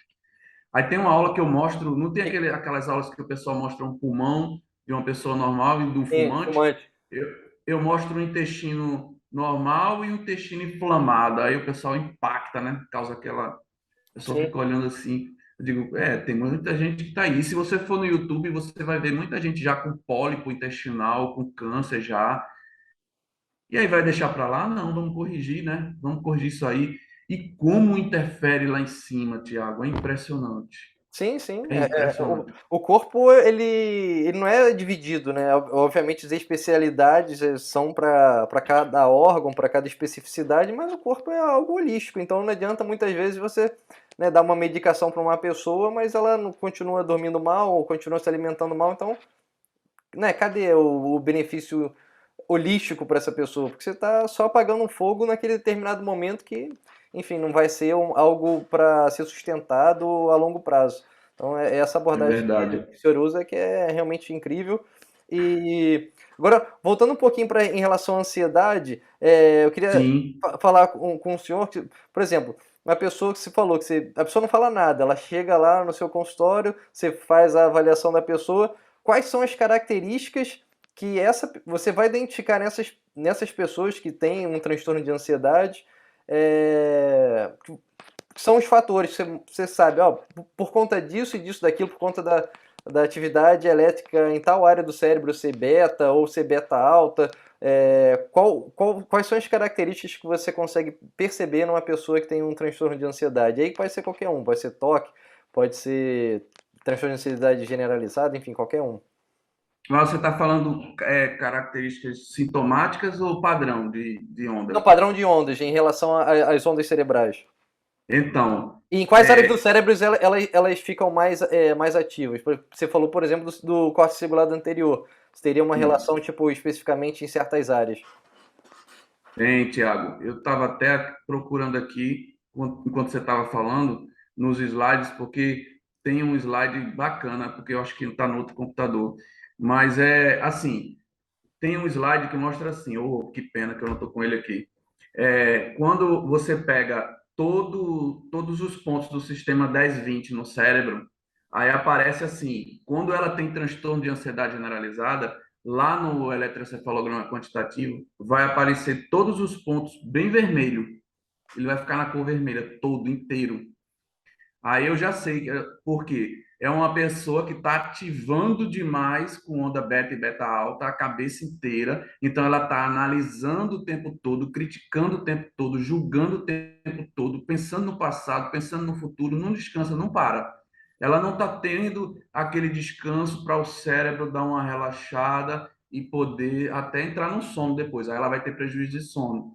Então você vai pegar uma parte toda vermelha assim. Aí eu já falo, olha, isso aqui é um padrão de uma pessoa que tem transtorno de ansiedade generalizada. Às vezes eu pego poucos pontos, aí é só um transtorno de ansiedade, entendeu? Lá nesse padrão do EEG. Em relação ao Então, toque, tem alguma característica também? a do toque é lá no cingulado anterior. Eu vou pegar excesso dessas ondas lentas, porque a onda que controla mesmo nessa região é a beta baixa, é 12 a 15 Hz. Então, a pessoa, para ter esse controle, porque é o controle do. É assim, a mente sã, ela tem que ser polivalente. Ela não pode ter a fixação da monoideia, ela não pode pensar em uma coisa só. Quando você tem baixa energia em amplitude alta, é complicado, né? O raciocínio. A baixa energia, que é a onda lenta, em alta amplitude, significa que você está com mais onda lenta no cingulado anterior, que é o gerador da onda rápida. Então, se você tem mais onda lenta aqui, você não vai conseguir controlar essa coisa de pensar em uma coisa só. Teu Porque o foco, né? cérebro era para você, para de pensar nisso, pensa naquilo. Para de pensar naquilo, pensa naquilo. Não vai conseguir, você vai ficar só ali martelando. No caso, vou dar um exemplo de um paciente, fica lá, ela me traiu. Aquela carta que ela escreveu foi traição. Aquilo ali não deveria. Aí passa o dia inteiro só pensando nisso, fulano, vamos trabalhar, não sei o que, você liga. Ela me traiu, ela me traiu. Tá disfuncional aquela região, sabe? E às vezes, Tiago, quando você faz o tratamento em conjunto, aquela pessoa está submetilada. E existe estudo já na literatura mostrando, por exemplo, deficiência de DHA, o ômega 3 do cérebro, e B12 junto. Aí quando você corrige B12 e DHA e vai inibir essas ondas lentas daqui do cingulado anterior e vai aumentar a beta baixa, que é a correta, aí você percebe a mudança nela. Ela já começa a ter uma polivalência do raciocínio, ela vai se importar menos com certas coisas até, sabe? Porque tem Uhum. gente que, né, se incomodou e fica ali martelando aquilo. Gente, né? Mas se você vê, até vi uma coisa que eu gostei muito que você falou ali, mas essa coisa de polarização, né, que tá os dois lados, né, não tá legal não isso aí, né? Se você for ver, tem muita gente doente aí no meio. Tem muita gente Ah, doente. As pessoas estão doentes, né? Estão muito doentes, muito. E aí são pessoas doentes brigando entre si, sim. né? E a gente tem que saber que não é assim. O caminho não é esse, né? Não Então, tem como você não respeitar o outro, não escutar o outro, não... E Isso aí não existe. o cientista que fez essa pesquisa, né, o Nafi Hamid, em relação a essas pessoas que têm comportamentos radicais, ele consegue, inclusive conseguiu verificar quais são as partes do cérebro que ficam mais ou menos ativas, né? Todo mundo tem valores que são importantes. Por exemplo, no caso dessa pessoa hipotética, né, que descobriu uma traição, muitas vezes nem pode ter sido uma traição, mas ele está já colocando na É, cabeça dele como se fosse. É, exato. tem pessoas que têm o que o Nafi chama de valores sagrados, que são valores que são inegociáveis. Por exemplo, né, uma pessoa que é progressista e acredita que o aborto deveria ser liberado porque, enfim, é o meu corpo, eu não quero ter aquela gravidez. Isso é algo negociável para essa pessoa. Já a outra, que é mais conservadora, fala: não, você não pode matar alguém porque você está tirando uma vida. Então, o que acontece? Quando você toca nesses pontos, o giro frontal inferior ele fica muito ativo e o córtex pré-frontal se desconecta, é como se ficasse offline. É a nossa parte do pensamento analítico e racional. Então, a pessoa não consegue conversar a respeito desses assuntos porque são sagrados. Foi isso que o Nafis descobriu, né? Infelizmente, essa situação que a gente vive, né? Obviamente, deixa que as pessoas fiquem divididas e possa causar. Isso é uma concepção minha, né? Não tem nenhuma evidência a Uhum. respeito disso. Mas acredito que isso deixa com que as pessoas se tornem ainda mais ansiosas, porque você não sabe qual vai ser o resultado, né, das eleições, ou enfim, daquilo que você acredita que vai melhorar o seu próprio país, o seu próprio estado. Então, porque tem eleições dos governadores também.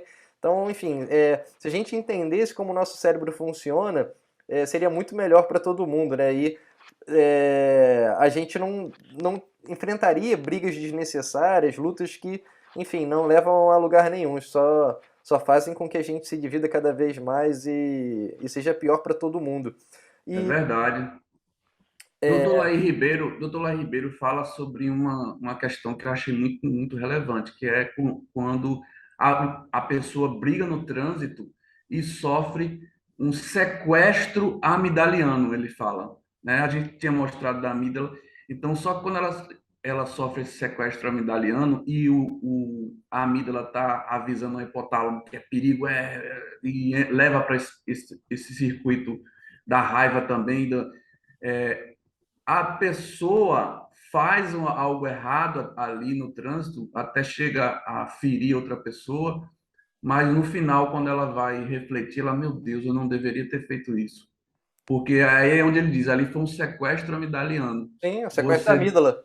A gente chama, você, você deixou se envolver, levou. Então, muitas vezes já aconteceu comigo que eu ia ficar irritado e eu me lembrar dessa, como você falou agora, falta informação também, né? Então, eu me lembrei dessa aula do Dr. Laía e eu, puxa, não, peraí. Aí comecei a respirar e deixei para lá e até pedi desculpas ao rapaz porque ele estava no meu ponto cego, era um motociclista, estava no ponto cego e aí não tem como ver, né? Só que é, às vezes o motociclista ele não tem a habilidade do carro, tem muitos que só aprenderam moto. Aí ele achou que estava na razão, quis brigar comigo. Aí eu disse desculpa, amigo, desculpa, aí desarmei e ele foi embora, né? Mas tá nesse contexto aí. Eu sim, acho que você tem razão. Quando você se lembra, mesmo naquela situação, você pode evitar uma tragédia, né? sim. E Pode aí evitar uma tragédia. ele mostrou, inclusive, com a pesquisa dele, que, pô, é muito legal, como você consegue fazer com que as pessoas deixem de se tornar radicais, né? Porque da mesma forma que você entra, você consegue sair. Às vezes é um pouco mais difícil. Exato.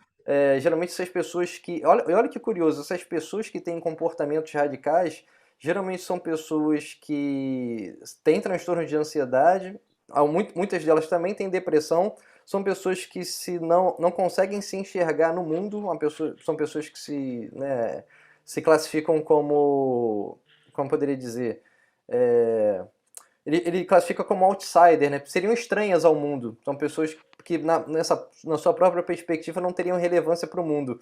Então o que acontece? A pessoa está lá, dá um exemplo clássico aqui de um americano lá do interior dos Estados Unidos. O cara tá lá na vida Hum, dele, o cara não acha que não, enfim, o mundo está todo errado e realmente existem muitas questões que são injustas, né? O mundo é injusto de uma forma geral. Coisas erradas acontecem com pessoas boas, enfim. é, E, e aí a pessoa tá lá naquele mundinho dele que ele não vê nada, não tem nenhuma perspectiva de melhora, uma pessoa ansiosa, muitas vezes até depressiva. E pessoas com depressão muitas vezes são ansiosas também, né? Uma coisa está ligada à outra muitas vezes. E aí ela começa a escutar que existe um pequeno grupo que tem uma solução para aquele problema que ela não enxerga. Uma solução para aquele problema que ela não consegue enxergar. Então a pessoa vai lá para se alistar no Estado Islâmico, ou vai para Al-Qaeda, né, falando nessas questões, né, de fundamentalismo religioso. Então, o que o Nafis fala? A pessoa sai daquele. É um cara caipira lá do interior dos Estados Unidos, mas lá naquele lugar ele faz parte de uma irmandade. E lá ele é como se fosse o Luke Skywalker, é como se ele fosse um herói que está lutando pelo lado positivo da força, né? Tem a força do bem e a força do mal. Então, existe também essa questão dualista e maniqueísmo, dele sentir que faz parte de algo que agora faz sentido na vida dele. Então, para ele começar a abandonar esses valores que são radicais, as pessoas do próprio grupo devem, aos poucos, mostrar para essa pessoa, sem discutir, que aquilo que ela está fazendo é equivocado. Então, só quando isso acontece, a pessoa tende a se tornar menos radical e voltar para esse comportamento que seria um comportamento funcional. É muito interessante, né, Exato. como a gente funciona e como a ansiedade, como a depressão leva as pessoas muitas vezes a terem esses comportamentos.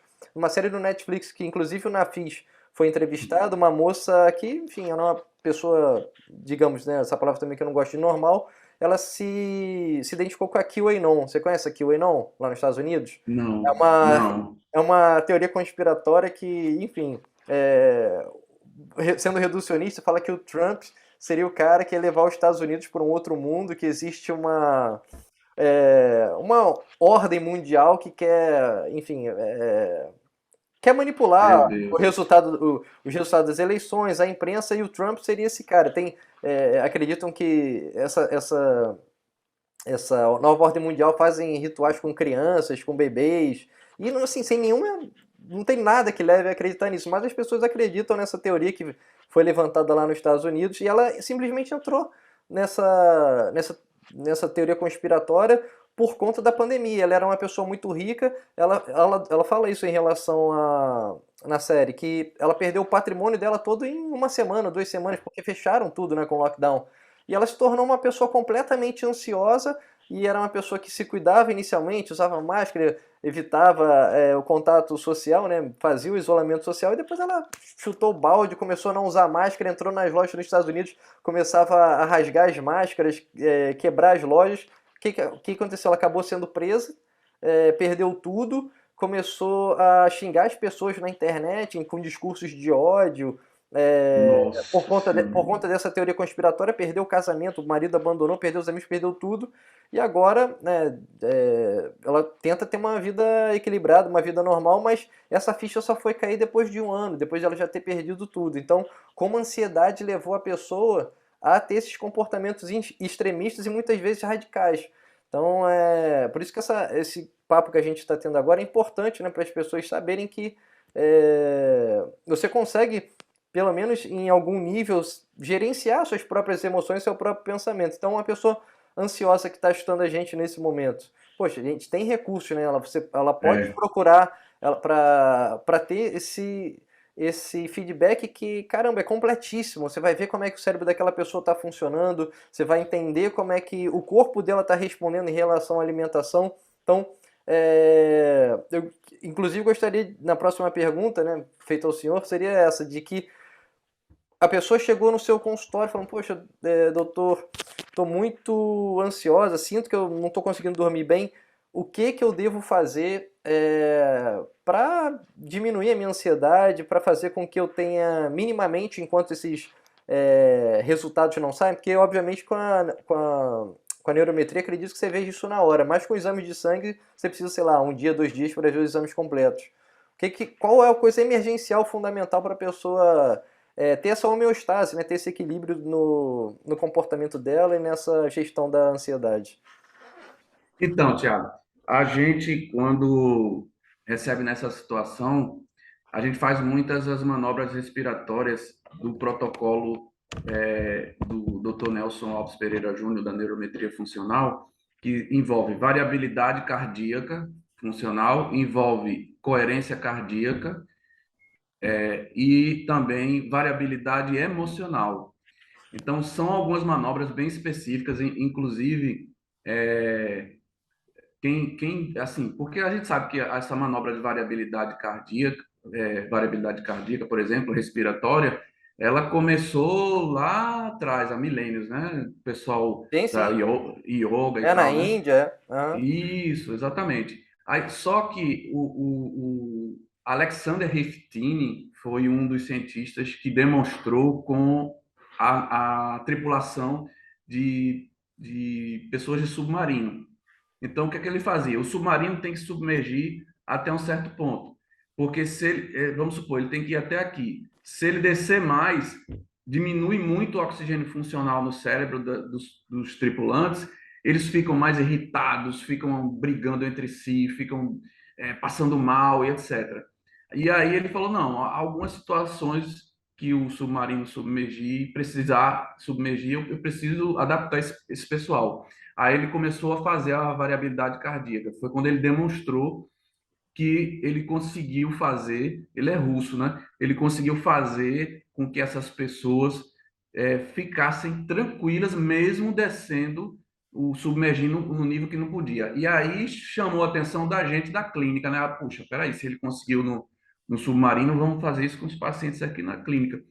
Aí, só que tem manobra que eu já não vou fazer de cara. A variabilidade emocional mesmo não dá, porque se eu tiver um paciente com disfunção endotelial e ela tiver com placa de ateroma, de gordura entupindo a microcirculação, ou se ela tiver com homocisteína obstruindo a microcirculação respiratória, ela pode infartar aqui no consultório. Então, é nesse caso, a variabilidade emocional, porque ela levanta, faz várias respirações, simula o estresse, recupera. Aí o programa que o Dr. Nelson desenvolveu é fantástico, é muito bonito. Ela vai ter uma bola do lado direito e uma bola do lado esquerdo. Ela fica toda vermelha quando ela simula o estresse. Quando ela vai se acalmando, aí ela vai ficando verde, que é o parasimpático assumindo. Mas tem gente que fica travada ali no vermelho por muito tempo, não consegue recuperar logo. Aí a gente vai treinando isso para ela aprender a recuperar logo, sabe? E uma outra coisa que eu queria te falar, que eu até botei aqui já o Aham, o slide, slide. é, é sobre o padrão de depressão, porque muita gente fala somente na depressão com desesperança, que é aquele padrão de choro, tristeza, ideação suicida, pensamentos recorrentes de morte e tal. Mas, se você for para o Manual Estatístico de Doença Mental número 5, você vai ver que existem também outros sintomas que estão relacionados à impaciência, irritação, brabeza, temperamentalismo. Aí é depressão também. Então, às vezes, tem uma casa que tem um adolescente que está manifestando esse comportamento, e às vezes as pessoas começam a estigmatizar, dizer, não, é porque ele não presta, ele é chato e ele está doente. Por isso que é bom o exame, né? Não é só ouvir o que está dizendo. E aí, ó, a gente tem um padrão, a gente vem aqui, ó, publicou também no Journal of Neurological Disorders, e aqui é o seguinte, ó, que é do Peter também, né? Das categorias do Peter que ele mostra, que é o seguinte, ó, o hemisfério esquerdo é o hemisfério que predomina a razão, o hemisfério direito predomina a emoção. Tem alguns neurocientistas dizendo aí, que eu já vi, não, isso aí acabou, isso não existe. Não, não acabou coisa nenhuma. Porque tem alguns profissionais que não tem prática clínica e fica se prendendo na teoria de alguém que nunca atendeu nenhum paciente, nunca viu um eletro, nunca viu uma onda. Não é assim, não. Tem sim, e vou te mostrar. Que é o seguinte, ó, quando você tem aqui, ó, pronto, ó, tá vendo aqui? Eu quero, isso aqui foi uma das coisas que tá na publicação, dessa publicação da depressão. Eu quero 5% a mais de onda beta no lado esquerdo, que é o lado da razão. Se a pessoa tiver com beta a mais no lado direito, ó, tá vendo? Ó? Era para ser aqui.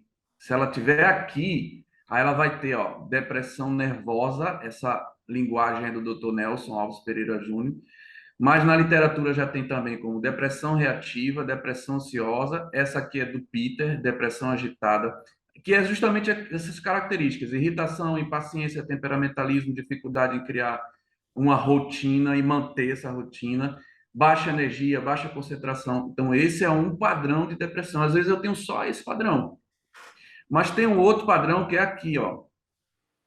Sim, aí eu posso olhar aqui também, ó, esse padrão ó, que eu acabei de te mostrar. porque o eletro, ele mostra isso em percentuais. Então, veja só, F fronto polar 2, que é lado direito, você observa que o percentual está maior do que fronto polar um. Uhum. Tá vendo? Só que fronto polar um tinha que ser 5% a mais. Então já é uma inversão. Eu posso chamar de inversão ou assimetria. Na literatura você vai encontrar muito o termo assimetria Sim, também, sim. certo? Então eu tenho uma inversão. Isso já é um caminho para depressão nervosa ou agitada, que é essa que eu te falei, que é irritação ou brabeza, né? Aí vamos lá, vamos ver agora, vou comparar, ó, frontal 3 com frontal 4. Quanto deu aqui, ó? Tá vendo que frontal 4 tá Aham. maior? A maior Não, também. não podia, tá entendendo? Aí eu vou aqui, ó, F7 para F8. Olha só como tá bem maior. Inclusive, F8 é a área do controle emocional, dos pontos do sistema 1020. E tá muito maior, não podia. Aí essa pessoa, sabe, quanto mais pontos eu encontrar, aqui, ó, pior é o quadro dela. Entendeu? Então, quanto mais pontos eu encontrar, pior o quadro dela. Você fala, você já tratou e tirou essa inversão já várias vezes. Agora leva tempo, é aquilo que tem que a pessoa entender. Ah, eu quero. As pessoas chegam aqui, às vezes, quantas sessões eu vou ficar boa? Aí não tem como dizer, né? Sim, Você sim. tem, né? Tem o desempenho dela, o papel dela nesse processo. Agora eu vou mostrar outra. A outra, que é a mais comum, é o seguinte, ó. Eu quero alfa agora, ao contrário, eu quero do lado direito. Porque quando você vai São ondas mais lentas, né? exatamente. Então, como o lado direito predomina a emoção, eu tenho que ter mais alfa desse lado direito. Só que quando a pessoa está assim, ó, com mais alfa do lado esquerdo, aí vem, ó, tristeza, mudança significativa no apetite, alteração significativa do peso, agitação e retardo psicomotor, pensamentos recorrentes de morte, né? Sentimento de desvalor, né? Desamparo, todas as questões aí, ó, fadiga, baixa energia, pensamento suicídio. Então, essa é a mais clássica. Aí você fala, e você quando encontra os dois? O diagnóstico é depressão maior. Você vai encontrar as duas inversões, entendeu? Aí você Caramba. fala, só com o neurofeedback você vai resolver? Não. Vai ser neurometria, neurofeedback, exame de sangue, o paciente seguindo tudo da nutrição, se dedicando aqui, né, na hora do treinamento, porque quando você vê, tem gente criticando o neurofeedback, mas não sabe que o neurofeedback tem um estudo de prova, que foi o Sterman. Você conhece? Não. O Sterman fez esse estudo de prova científica para a NASA, inclusive. Os cientistas da NASA chegaram e falaram assim: olha, eu quero que você prove que realmente você vai conseguir controlar a epilepsia. Então, o que, é que eles fizeram? Eles pegaram um gato e eles aplicaram hidrazina no gato. Aí eles aplicaram uma dose de 0,2 miligramas por quilo de peso do gato. Não causou nada. Aí eles aplicaram 4 miligramas por quilo de peso. Não causou nada. Quando eles chegaram a 8, o gato teve convulsão. Aí eles pegaram outros gatos. Aí aplicavam 8 miligramas. Aí todos os gatos que recebiam a hidrazina com 8 miligramas por quilo de peso na seringa, na injeção, eles entravam em convulsão. Aí eles disseram, tá, a gente já descobriu a dose que faz o gato entrar em convulsão. Agora eu quero que você treine o cérebro do gato para ele não entrar em convulsão. Aí o Sterman disse, me dê 3 meses. Aí o que é que ele fez? Ele pegou em 3 meses, ele pegava o gato e ele usava binaural, aumentando o ritmo sensório-motor no vértex, aqui na área sensório-motora. Aí ele começava a estimular para aumentar. Aí ficava lá, estimulando para aumentar. E aí, quando ele sentia que a amplitude da onda sensório-motora estava aumentando, aí ele dava um pires de leite para o gato. Aí o gato tomava e sentia o prazer. Aí o cérebro começou a associar o prazer e aumentar a onda do Sim. ritmo sensório motor, 12 a 15, né? Aí começou a fazer. 3 meses depois, o pessoal chamou. E aí, vamos lá, aplicaram hidrazina, o gato não entrou em convulsão. Está publicado esse estudo aí. Aí você pergunta, você vai falar assim para mim, Ribas, treinar um gato é muito fácil. É verdade. Ser humano não é fácil. Porque às vezes você está ali querendo que a pessoa se concentre e ela está ali. Meu Deus, será que esse tratamento vai me ajudar mesmo? Ah, sei não, acho que estou perdendo tempo aqui. Aí você vê o fluxo de sangue indo lá para trás, para a área de preocupação. Aí às vezes minha esposa fica brincando aqui: Fulano, para de pensar. A pessoa, como é que você sabe que estou pensando? Porque vai mostrando lá no Aham. sistema, né? Então, o ser humano tem essa capacidade, rapaz, de atrapalhar o próprio tratamento, né? Em vez de ele se entregar, confiar, aí você vê o termo bíblico, né? Que diz que quando a pessoa chegou para Jesus, disse assim: Jesus, me cure, me cure. Aí o próprio Jesus disse assim: Tu crês que eu vou te curar?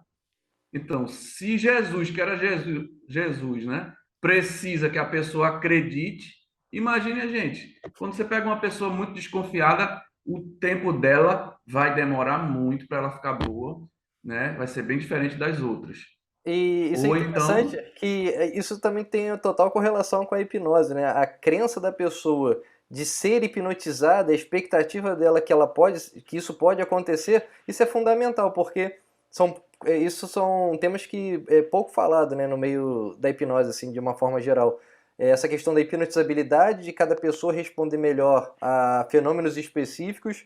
E outra coisa, a pessoa pode ser uma pessoa extremamente hipnotizável, que é o que a gente chama de autos, né, o highly hypnotizable, mas ela não acreditar. Então, tipo, ela não tem aquela expectativa, então não acontece. Então, o engajamento da pessoa e a crença que aquele fenômeno vai acontecer é fundamental. Ainda que ela é seja já uma verdade, pessoa altamente hipnotizável, né? Então, o poder, né, do nosso pensamento, o poder da... que inclusive está relacionado também ao efeito placebo, né? Se a gente acredita que algo pode fazer bem, aquilo acaba fazendo bem, sendo que não tem nenhuma evidência de que faça. Você tomar água com açúcar achando que isso vai, né, te acalmar, e você acalma por conta da água com açúcar que não tem nenhuma evidência científica de que vai te acalmar de fato. Então, Olha, é você falou incrível, uma né? coisa, você falou uma coisa que eu já pensei num terceiro grupo, né? Que eu estava pensando, não é? Eu estava pensando no grupo de controle, aí o grupo que é fácil de hipnotizar, aí o outro grupo, agora que você acabou de dizer, que seja fácil, mas Não não acredite. ajude, Seja não cético. acredite. Caramba, dá para fazer um estudo grande, viu, Thiago? Sim, Bacana, sim, viu? sim. E Aí, abordando diversas situações diferentes. Você pode mostrar em relação a para diversas aplicações, para gerenciamento de ansiedade, na melhora da depressão, enfim, tem diversas condições que você pode perfeito. utilizar isso para entender como é que e dor também. O que mais tem de evidência científica que a hipnose pode ajudar é gerenciamento de dor. E é interessante como pessoas né, com dores crônicas elas conseguem muitas vezes reduzir muito a quantidade de medicação, né, de opioides para alívio daquela dor e muitas vezes em procedimentos cirúrgicos, ou seja, você pode utilizar para Perfeito. dores crônicas, mas para procedimentos que são coisas agudas. Eu tenho um amigo que, inclusive, ele é terapeuta, ele já fez extração dental, né? E ele fez auto-hipnose, ele fez extração dental sem anestesia. Porque Caramba. ele consegue realmente se anestesiar, né, durante aquele momento em que ele está Nossa. fazendo auto-hipnose.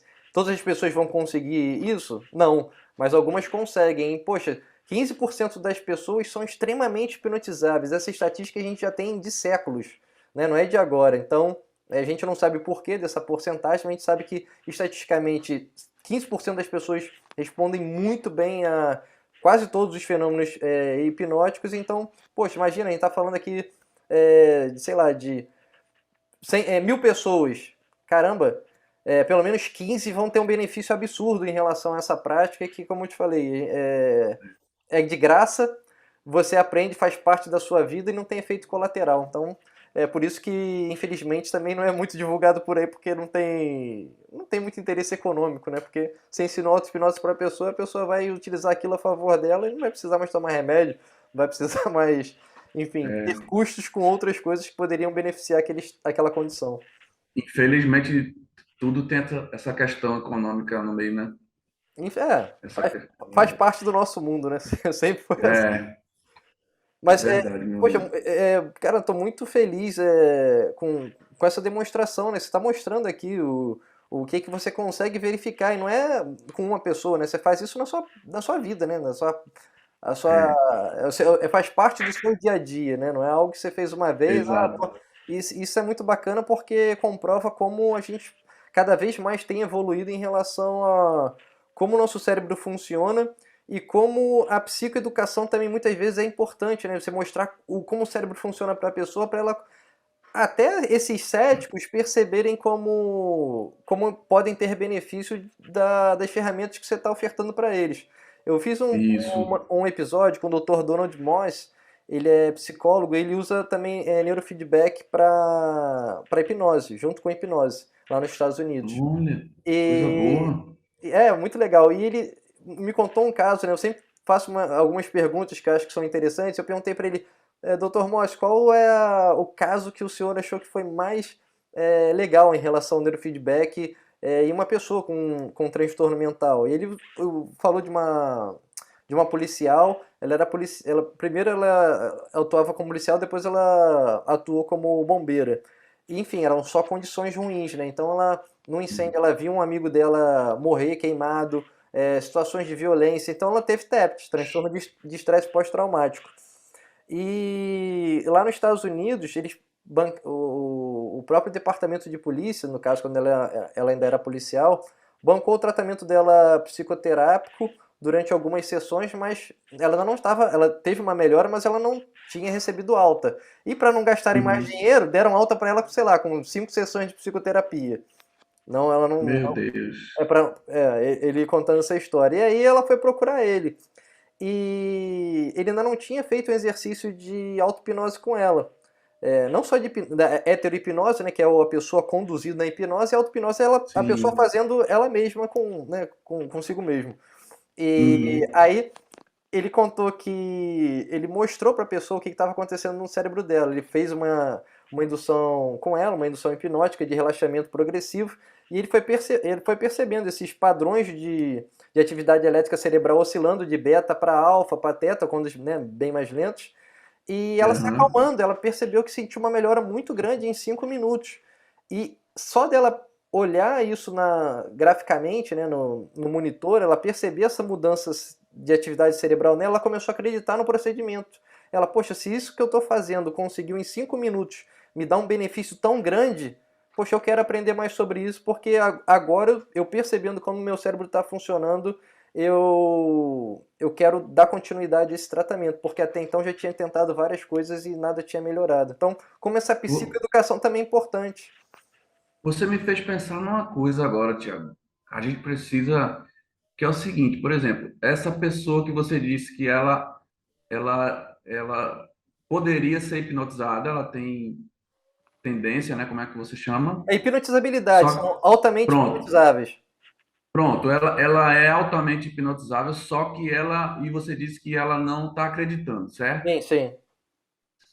Será? Olha aí, já vem uma hipótese, né? Será que ela não está conseguindo converter essa beta para alfa porque ela está com deficiência de vitamina B1? Vou te falar porque essa formação fiz com o Dr. Alan Dutra. Então, a vitamina B1, pirofosfato de tiamina, é ela quem, até comentei no início, né? Ela que quebra o carboidrato e tal. Só Sim. que quando você tem deficiência de B1, você vai ter deficiência também de ácido GABA, Sim, que é um neurotransmissor calmante, exatamente. entendeu? Inclusive, essas pessoas mais hipnotizáveis, complementando isso, olha como uma coisa complementa a outra. As pessoas que são mais hipnotizáveis têm mais GABA no córtex cingulado anterior. Isso já foi verificado pelo Dr. David Spiegel. Nossa, caramba, isso é muito bom. Poxa, tô apaixonado. A gente precisa desenvolver um estudo aí, porque a gente vai mostrar coisa nova, viu? Cara, Sim. muito bom, É muito uma bom. convergência de abordagem muito interessante, né? Então, É, vale muito a pena a gente pesquisar a respeito disso mesmo. exatamente. E muitas vezes, por exemplo, a paciente estava tomando, ela tinha 85 anos e ela estava tomando vários benzodiazepínicos, Rivotril, diazepam, esses medicamentos assim, Todos e esses ela planos da não, vida, né? aí ela não estava, mas não estava conseguindo nem dormir nem com eles, né? Aí quando a gente viu que ela estava com a deficiência de alfa, a gente viu porque o percentual de alfa fica na cor azul quando está muito baixo. Aí a gente falou, caramba, benfotiamina. Aí por que eu estou falando benfotiamina? Porque a B1 em si, ela é hidrossolúvel. Então, se você toma hoje, amanhã já acabou, você tem que tomar outra. Só que os japoneses, eles conseguiram desenvolver uma vitamina B1 lipossolúvel, que é a benfotiamina, que inclusive as nossas nutricionistas utilizam para tratar a resistência insulínica. Está com a resistência de insulina muito alta, que leva ao quadro de diabetes, né? Então ela usa a benfotiamina com magnésio, porque sem o magnésio a benfotiamina a B1 não funciona. Uhum. Então, quando a paciente começou a tomar a benfotiamina com magnésio, voltou o sono, foi subindo GABA, foi subindo alfa. Olha só como as coisas E se são. ela provavelmente se tivesse ido no psiquiatra, ia tomar melatonina, ou tomar, né, algum outro tipo de, enfim, suplemento ou até mesmo medicamento para, né, tratar essa condição que de uma forma simples vocês conseguiram já ajudar. É, Só com a vitamina. exato. Isso, quem faz muito isso já com o neurotransmissor direto é o Dr. Eric Braverman, que eu te falei, né? Dos Estados Unidos. A gente está avançando alguns estudos de associação e está encontrando muita coisa. E aí, quem sabe a gente junto agora também. Nossa, meu Deus, a vida é curta demais. Eu quero mais tempo para Eu também a gente gostaria pesquisar mais. de pesquisar muito e estudar muito. Eu passo praticamente o dia inteiro estudando, lendo e fazendo atividade física, né? Porque eu também gosto muito. Então, Você tem, você tem publicação científica? não, então, a minha primeira publicação seria essa com o Dr. Pedro Chestasky para entender como a hipnose associada à estimulação eletromagnética poderia ajudar em algumas condições, como depressão, dor crônica, que já são aplicações que ele utiliza na clínica dele no Rio Grande do Sul, na Nemo. Uhum. Prepare-se, viu? Que você vai publicar muito comigo. A gente vai Agora, publicar eu junto. fiz um estudo de hipnose para atuação em parceria com o Dr. David Spiegel lá em Stanford.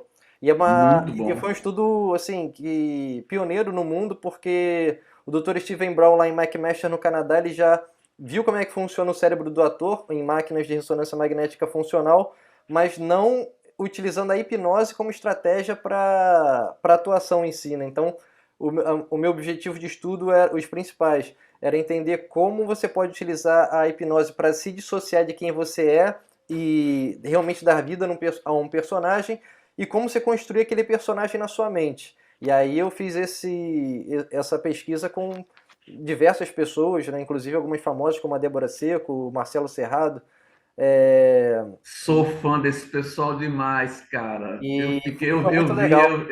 eu adoro. Eles estão dentro das nossas casas, né? Um abraço bem grande para todos eles, viu? Porque eu sou noveleiro, viu? Sou noveleiro. É, eu não perco. Novela faz parte da nossa cultura, né? Exatamente, exatamente. Faz parte da nossa É cultura bacana. e, e é isso, assim, é muito interessante como você. Eu tenho, né, ideias hoje em relação à minha experiência de vida, inclusive, a minha experiência profissional, e eu converso com o senhor hoje e já começo a pensar em outras hipóteses e como isso vai levando a ideias diferentes, né, ideias originais e que vai fazendo com que a ciência evolua e a gente consiga progredir. É verdade, meu amigo. Puxa, que prazer imenso falar com você, viu? Doutor, agora, eu sei que o senhor tem consulta agora, daqui a pouco, Tá eu certo? queria encerrar essa conversa para as pessoas que estão escutando a gente agora, se identificaram. Muitas pessoas provavelmente não vão entender alguns termos, mas elas podem pesquisar mais no próprio Google, entender mais É sobre as verdade. condições, sobre isso que a gente falou. Também Isso. deixo o meu Instagram, minhas redes sociais também disponível para quem quiser tirar alguma dúvida. E o senhor também, né? Qual o seu Instagram para as pessoas encontrarem o seu trabalho, poderem contatar o senhor? O Instagram da gente é @neurofeedbackrecife. @neurofeedbackrecife, o Instagram. E E tem e-mail também? tem uma e-mail, a gente tem o ribas.professor@gmail.com. E o telefone do WhatsApp para contato, para agendamento e informações é 9245 6031. O DDD é 81. 9245 6031. DDD 81. Muito obrigado, meu amigo, E, pela e, é oportunidade. e é isso, eu que agradeço o seu tempo, o conhecimento que você compartilhou com a gente. Para as pessoas que estão escutando Nossa, agora aqui, enfim, né, foram muitas informações que a gente trouxe para elas, mas elas estão se sentindo ansiosas ou muitas vezes com esses sintomas que você falou poucos minutos atrás em relação à depressão. O que que essas pessoas precisam fazer para melhorarem essas condições? Qual é essa dica que você dá para quem está escutando a gente agora? a primeira coisa é tentar entender o seguinte: o cérebro da gente é como a casa da gente. Eu quero uma casa arrumada, né? Porque uma casa arrumada vai me fazer sentir bem. Eu vou entrar, tá lá aquele cheirinho bom, tá tudo limpinho. Então eu preciso organizar esse meu cérebro, mas aí eu preciso organizar a minha vida também, né? Então, quando eu vou organizar meu cérebro, eu vou organizar a minha vida. Então, eu tenho que organizar a minha alimentação, eu tenho que organizar a questão da atividade física, né? Einstein dizia o seguinte: viver é igual a andar de bicicleta. Para você ter equilíbrio, tem que ter movimento. Então, o movimento é atividade física. Não tem como, se você não fizer atividade física. Aliás, se você disser assim, eu só tomo suplemento. Se só tomar suplemento, não vai resolver também. Porque é um conjunto, minha gente. É atividade física, o suplemento, se necessário, calculado para você, porque não é comprar aquele suplemento pronto que muitas vezes tem nutriente que você nem precisa, vai gerar mais ansiedade. Então, ela é ir para uma profissional nutricionista ou um profissional nutricionista para ele calcular para você ou ela calcular para você, o seu corpo, seu peso, sua altura, seus exames, suas taxas.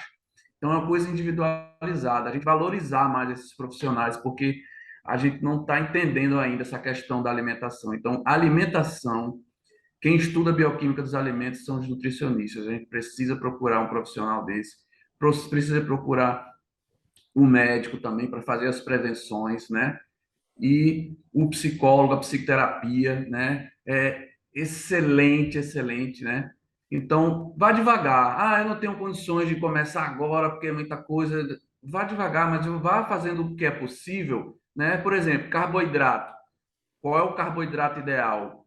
Macaxeira, na minha terra chama macaxeira, no Rio é aipim, né? Uhum. Aipim, mandioca, né? Então, macaxeira, inhame, batata doce, banana comprida. Esse é o carboidrato ideal para o nosso cérebro, certo? Esses carboidratos refinados só inflamam, só adoecem a gente cada vez mais. Começa a organizar isso aí, sabe? Isso é uma das coisas, né? Mas não é só isso, não. É tudo isso que a gente conversou, né? É um conjunto. Então, atividade física, melhorar a alimentação, procurar um profissional adequado para a nutrição, um acompanhamento médico adequado também e uma psicoterapia. Se possível, também fazer meditação, yoga, né? E se for, tiver essa condição de ser hipnotizado, meu Deus, é meu sonho. Eu queria ser hipnotizado, né? Poxa, deve ser o sonho de muita gente, né? E a gente, Então, quando se encontrar, já peço a você, viu? e aí que tá Que me todo. hipnotize. A gente todo mundo é hipnotizável em algum nível, né? Apesar de algumas pessoas serem muito hipnotizáveis, a hipnose ela é como se fosse. A gente pode, fazendo uma analogia, como se fosse você assistindo uma novela, por exemplo. Você falou que gosta de novela. Adoro. A definição da Associação Americana de Psicologia é um estado, a hipnose nada mais é do que um estado de atenção focada. Você foca tanto a sua atenção naquilo que você está observando, né, ou sendo guiado, que aquilo passa a ser verdade. Então você aumenta a sua resposta às sugestões, é uma resposta aprimorada às sugestões por conta desse estado de atenção focada. Então, dando exemplo de uma novela, você está lá vendo o Marcelo Serrado ou a Débora Seco que a gente falou aqui há pouco. Eles estão fazendo um personagem lá Uhum. que são muito legais, que a gente gosta pra caramba e eles morrem na novela. A gente começa a chorar, a gente se emociona. A gente sabe que aquilo é mentira. A gente sabe que aquilo é um personagem, a gente sabe que eles não morreram, mas a gente está tão focado naquela trama, está tão focada na novela, que a gente se emociona Perfeito. como se aquilo estivesse acontecendo. E a hipnose é isso, é como se fosse é como se fosse não, é um estado de atenção focada que você fica com uma resposta aprimorada às sugestões. Essas sugestões podem ser dadas por um hipnotista, fazendo hipnose com você, ou você mesmo através da auto-hipnose. Então, nada mais do que isso. Poxa, bacana, meu amigo. Não esqueça Obrigadão, de me doutor. hipnotizar, hein? Assim que a Não, gente se encontrar. vamos Obrigado, meu combinar assim. amigo. Obrigado aí pelo tempo do senhor, pelo o conhecimento que compartilhou com a gente, com a audiência. E vamos falando em breve, porque tem muito assunto pra gente falar aí. Vamos sim. Valeu, muito obrigado, gente. Obrigado, Até doutor. mais. Tchau.